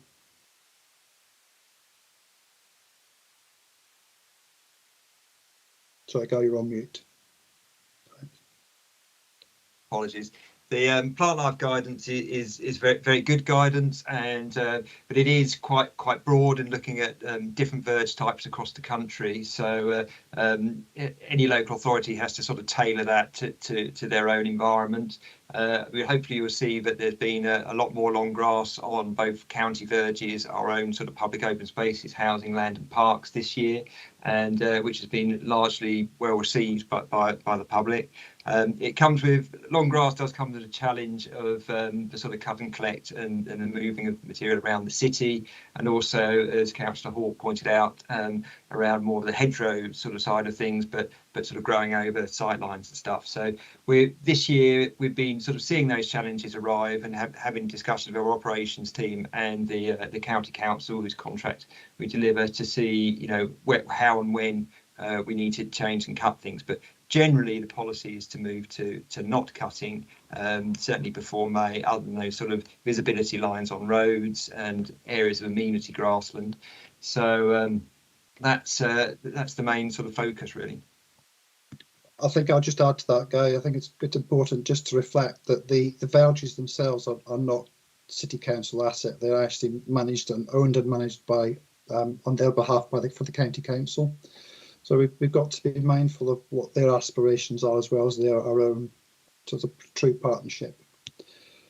In regards to the herbicide-free trial, which we're going through at the moment, we have now got a very good working relationship with Pesticide-Free Cambridge. It is a trial. There are a few issues where we need to overcome. The Happy Bee Streets, the sign-up process unfortunately relates to the right to work and whether or not people can actually volunteer. We also need to make sure that people are properly briefed and got the correct had the correct risk assessments and briefings in terms of how to carry out work in what's effectively the highway, which can be quite a dangerous environment. So we are looking at that in terms of the sign up and how we do it. We have streamlined it. We had some successful sign ups in street in the west of the city, which I can't fail to remember the name of it, but it was very quick sign up. We got a range of volunteers very quickly, and they are now successfully working. In terms of the trial, in terms of success criteria, it will be around how many sign-ups we've got and how useful Happy Bee Streets is. Early indications are that where people mobilise and want to take part in community action, very successful. We're also going to have to be looking at terms of the alternatives we're using and whether or not they're economically viable, and equally as do they deliver a good result.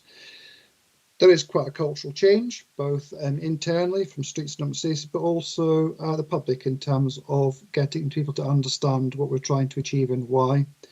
And therefore, we've got a small social media campaign around raising the awareness of what we're trying to do at the moment. I don't think I've missed anything, but please tell me if I have.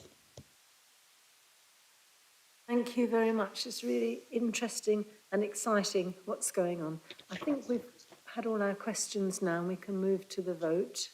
There are two recommendations, which if you're happy, it's on page 130 and we'll take them in one block. So can I ask everybody who is in favour of the officer recommendations? Yes, that's unanimous. Thank you very much. And Executive Councillor, are you happy to accept the committee's findings? Thank you, Chair. Yes, I am. And thank you to the whole team. I know there's been a huge amount of work that's gone into this strategy. It's comprehensive, ambitious, innovative, and I think it's going to make a real difference to nature in our city. So thank you. Thank you. Right, now we're going to move on to agenda item 9, which is the community facilities funding to the junction. And we have a presenting officer, which is Ian Ross, who's going to give a preparation for this item. Thank you, Ian. Good evening and thank you, Chair. The proposal today is for an allocation of around £113,000 towards a £120,000 project at the junction. And of this £113,000, around £98,000 of that is from a specific contribution that can only be used at the junction from the CB1 development locally. Funding will provide a range of updated and new facilities within the junction, including some ground floor and first floor community rooms and spaces, a range of new furniture and indoor and outdoor storage that community groups can specifically use. We feel it's a good use of some local time-limited funds that will broaden community use and increase access for local people, social clubs and groups at the junction, which is very much seen as an arts venue, and will open this up more for community functions too. It's also in an area that's normally seen as the business district and has limited community facilities in it. So the recommendation today is to allocate this £113,185 of community use section 106 funding to the project and for the items noted within the report. And basically happy to take any questions. Thank you very much, Ian. I have a question actually, but also any other questions? Councillor Copley, Councillor Hawke. Would you like to go first, Councillor Copley? Sorry, Chair, I thought you were about to go first. Yes, my question is about the agreement committing usage of the facilities for public community access for a period of 12 years, which is on page 259. I was interested if 12 years is a normal period of time or if other places tend to have shorter or longer, and then what we've observed happens in other locations at the end of that period of time. Do they normally or always end up remaining as community centres and in community use? Thank you. Councillor Houck. Thank you, Chair, I mean, this is obviously a great opportunity to reach, especially young people, reach out to them, inform them about events, activities, possibly get in touch with social workers, charities, and so on and so forth. And I really just have a very simple question or suggestion, or a general question would be, I mean, is there anything that facilitates this kind of outreach rather than just providing some facilities? And but also, I mean, other simple things like, let's say, a notice board that the council and charities and other community groups are aware of, where they can post any activities and news, not just the little things like that. Thank you. Thank you. And I just wanted to ask, please, has the council been involved in consultation with the community groups on exactly what they think that they would need to make this a viable venue for them? And also, how's the disruption going to be minimised while work is ongoing with the groups who are already using it and the productions that are already taking place there? Thank you. Thank you, Chair. Perhaps I'll answer them in order. It is very usual for us to put community use agreements in place with any Section 106 funding that goes forward towards them. It is normally for a period of 10 to 12 years, and again, this ties into the Section 106 agreements.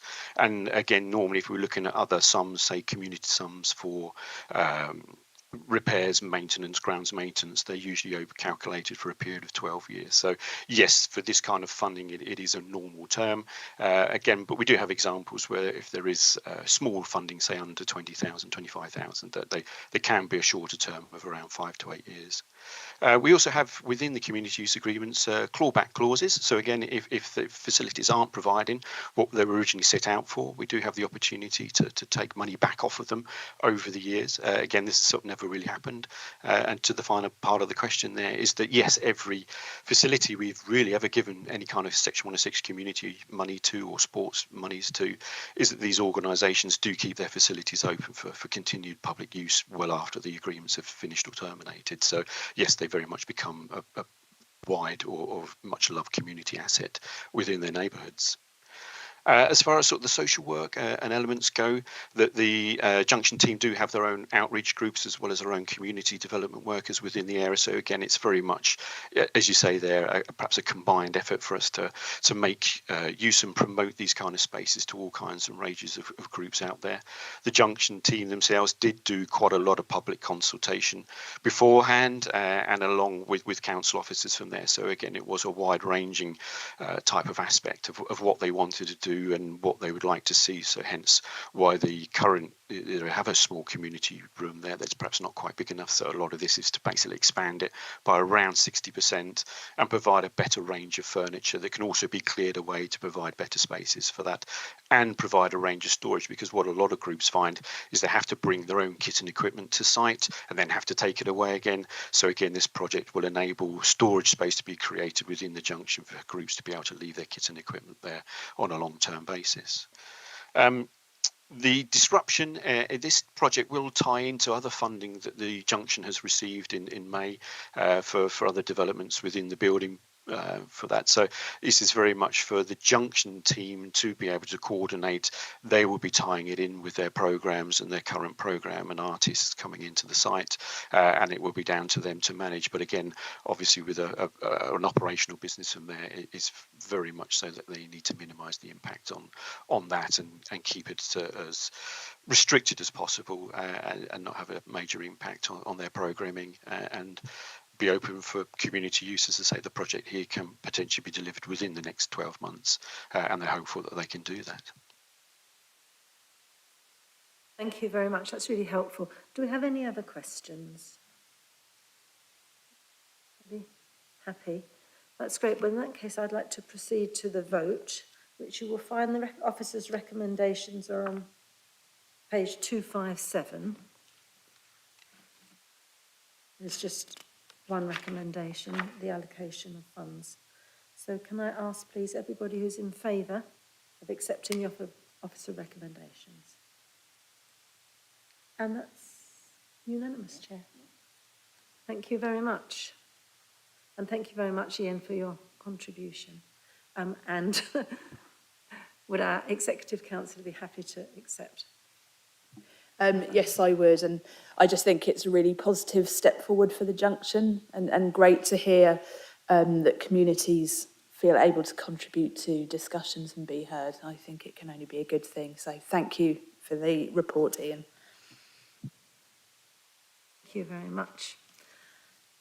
Right, and if you're happy, we'll move straight on to the last item.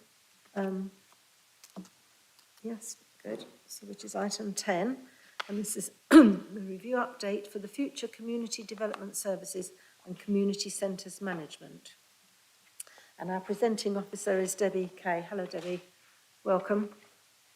Good evening, Chair, and good evening, councillors. I'm joined tonight, if needed, by colleagues Vicky Haywood, who's the Community Development Manager, and Richard Brown, who's the Community Facilities Manager. Hello, Debbie. Sorry to interrupt you. You're actually a little bit quiet. I wonder if you could get a bit near the microphone.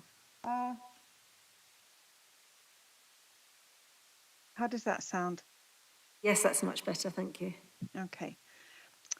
So the report sets out the findings from the community services review work that's been taking place over the last year, and some of it's been discussed at meetings of this committee. This report outlines proposals for reshaping the future direction and the approach for the Council's Community Development Service, its services for children and young people, and its management of its community centres. The proposals are not about cutting services or making savings, but primarily about how the Council can better organise and use its resources efficiently and effectively to tackle inequality, disadvantage, and priorities such as the cost of living crisis.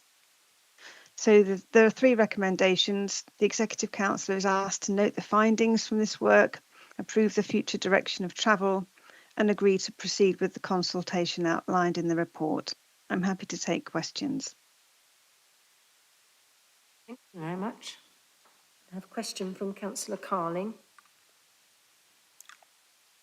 Thank you very much, Chair. Two quick points. First of all, the report talks about a partnership by default approach. I'm just wondering if you could explain a little bit more about what that actually means. And then also, what impact is the review going to have on staff? Thank you. If you'd like to respond, Yeah, Debbie. Just writing that down. So, partnership by default is a phrase that I think we'll hear a lot over the coming months as part of the Our Cambridge programme. What we mean here is that we're going to not make the assumption that the council will do everything by itself, but we'll be having conversations with communities, with partners, with stakeholders to establish what needs are, what activities and services might be required, and how best to provide those, and whether that's the council itself, whether that's the council working in partnership with others, whether that's us working through our grant programme or through some commissioning approach or as a collaboration. So it's basically setting out a principle at the outset that we won't be necessarily doing everything ourselves, but we'll be looking more broadly at partners and making sure that, you know, in so doing, that the council isn't taking an approach which puts undue strain on others, but that it's a considered approach. Thank you very much. Oh, sorry, I haven't answered your point on impact on staff, have I? So there will be impacts on staff here because we're making quite fundamental changes to how we organise ourselves.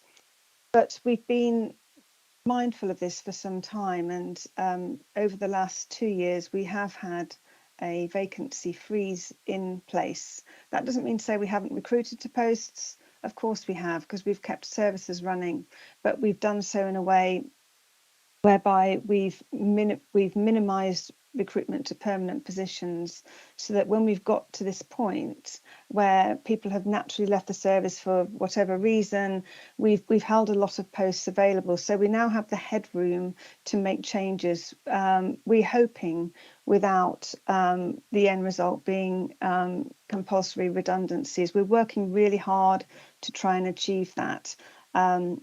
We don't know that that's going to be possible yet, but there will be a lot of people put at risk as a result of these changes, because a lot of the roles are going to be changed, from particularly CHIPS into community development and how we manage our community centres.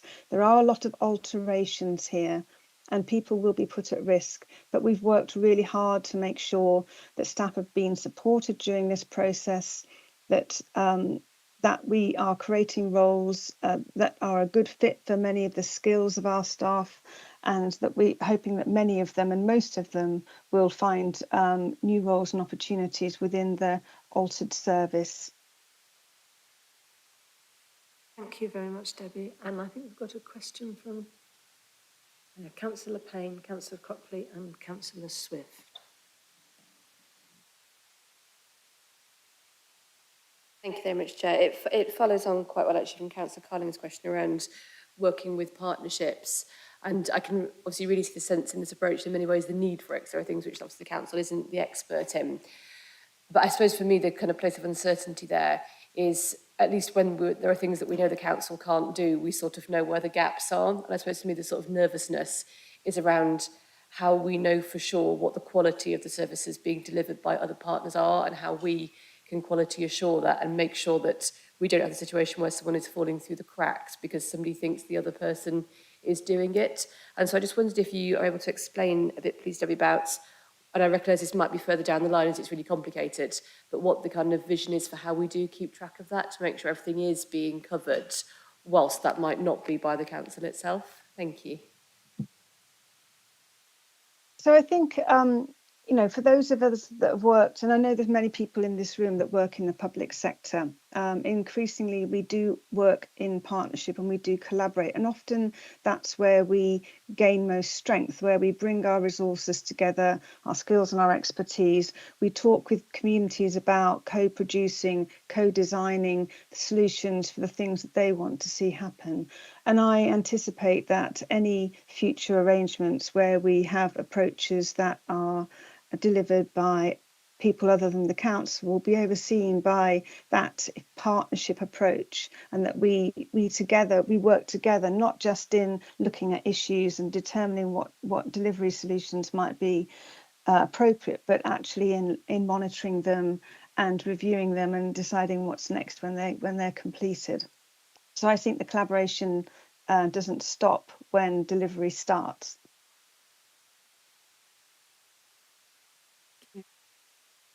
Councillor Copley.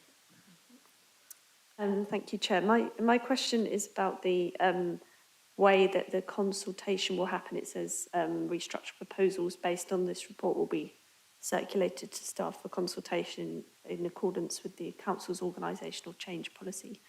I wondered, will staff be responding kind of one-to-one or as a group or anonymously, and how will that fit with the potential redundancies, as in like, may staff feel as though they could or couldn't say certain things because of the possibility of redundancy that faces them as a result? Thanks. So all consultations of reviews of this type are done in the same way in the council, and obviously this is no different.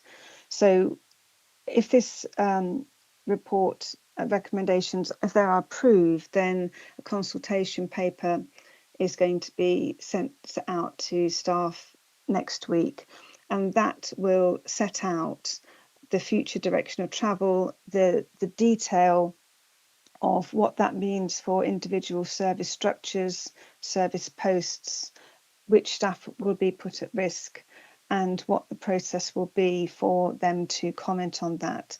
It's really important to say that this process has been ongoing for a year nearly now, and throughout that time we've kept staff updated, informed and involved. We've made sure that they have the support of both managers and their trade unions, and that will continue. We will offer staff the opportunity to feedback their views themselves, via their teams, via their managers, or they will be having sessions with their trade union representatives, so that if they don't want to raise issues themselves, they're worried that it might appear critical, they can feed back. And as they have been doing through the last year, the trade union representatives will collate views and they feed them to management anonymously on the behalf of staff. Is that helpful? Is there anything else I can answer in relation to that I haven't covered? Thank you. There's just one more question, I think, from Councillor Swift. Thank you.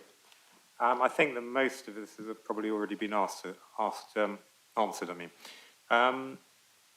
Following on from some of the previous councillor questions, can you confirm or clarify that there are no savings attached to this proposal?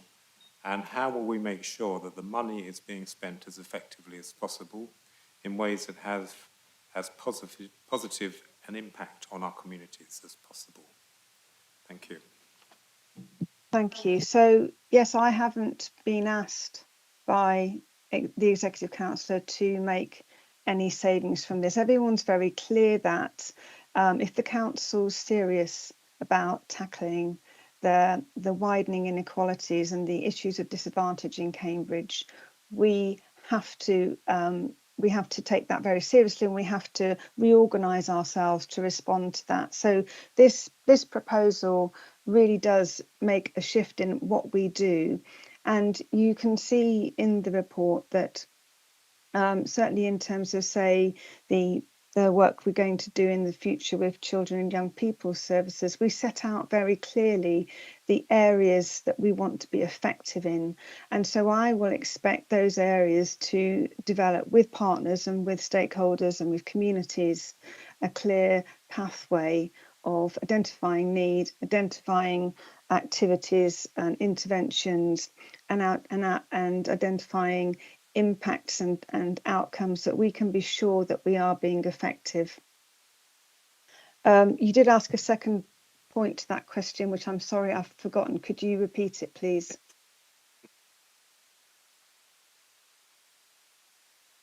It was about making sure that the money is being spent as effectively as possible in ways that have as positive an impact on our communities as possible.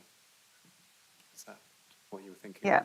So, yeah, it is. I think I would say here that very much at the heart of community development, and it has been for years in Cambridge City Council, and I think that's testament to all the excellent work that's been undertaken by colleagues both in CHIPS and in community development in the past. We've always taken an asset-based community development approach to working with communities, and this new approach will build on that. We are looking to very much co-produce the work we do going forward, learning from working alongside communities in a slightly different way during COVID to involve them in shaping what we do.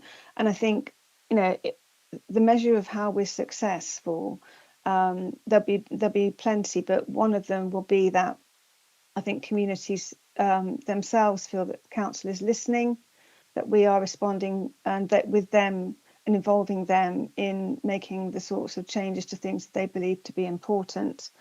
As well as over time, hopefully seeing the wider determinants of inequality and disadvantage begin to change. Thank you very much, Debbie. Are there any more questions? Right, so the recommendations are on page 276. There are two, one to note and one to approve. If you're happy, we'll take them as a block. So can I ask if, for everyone who's in favour, please?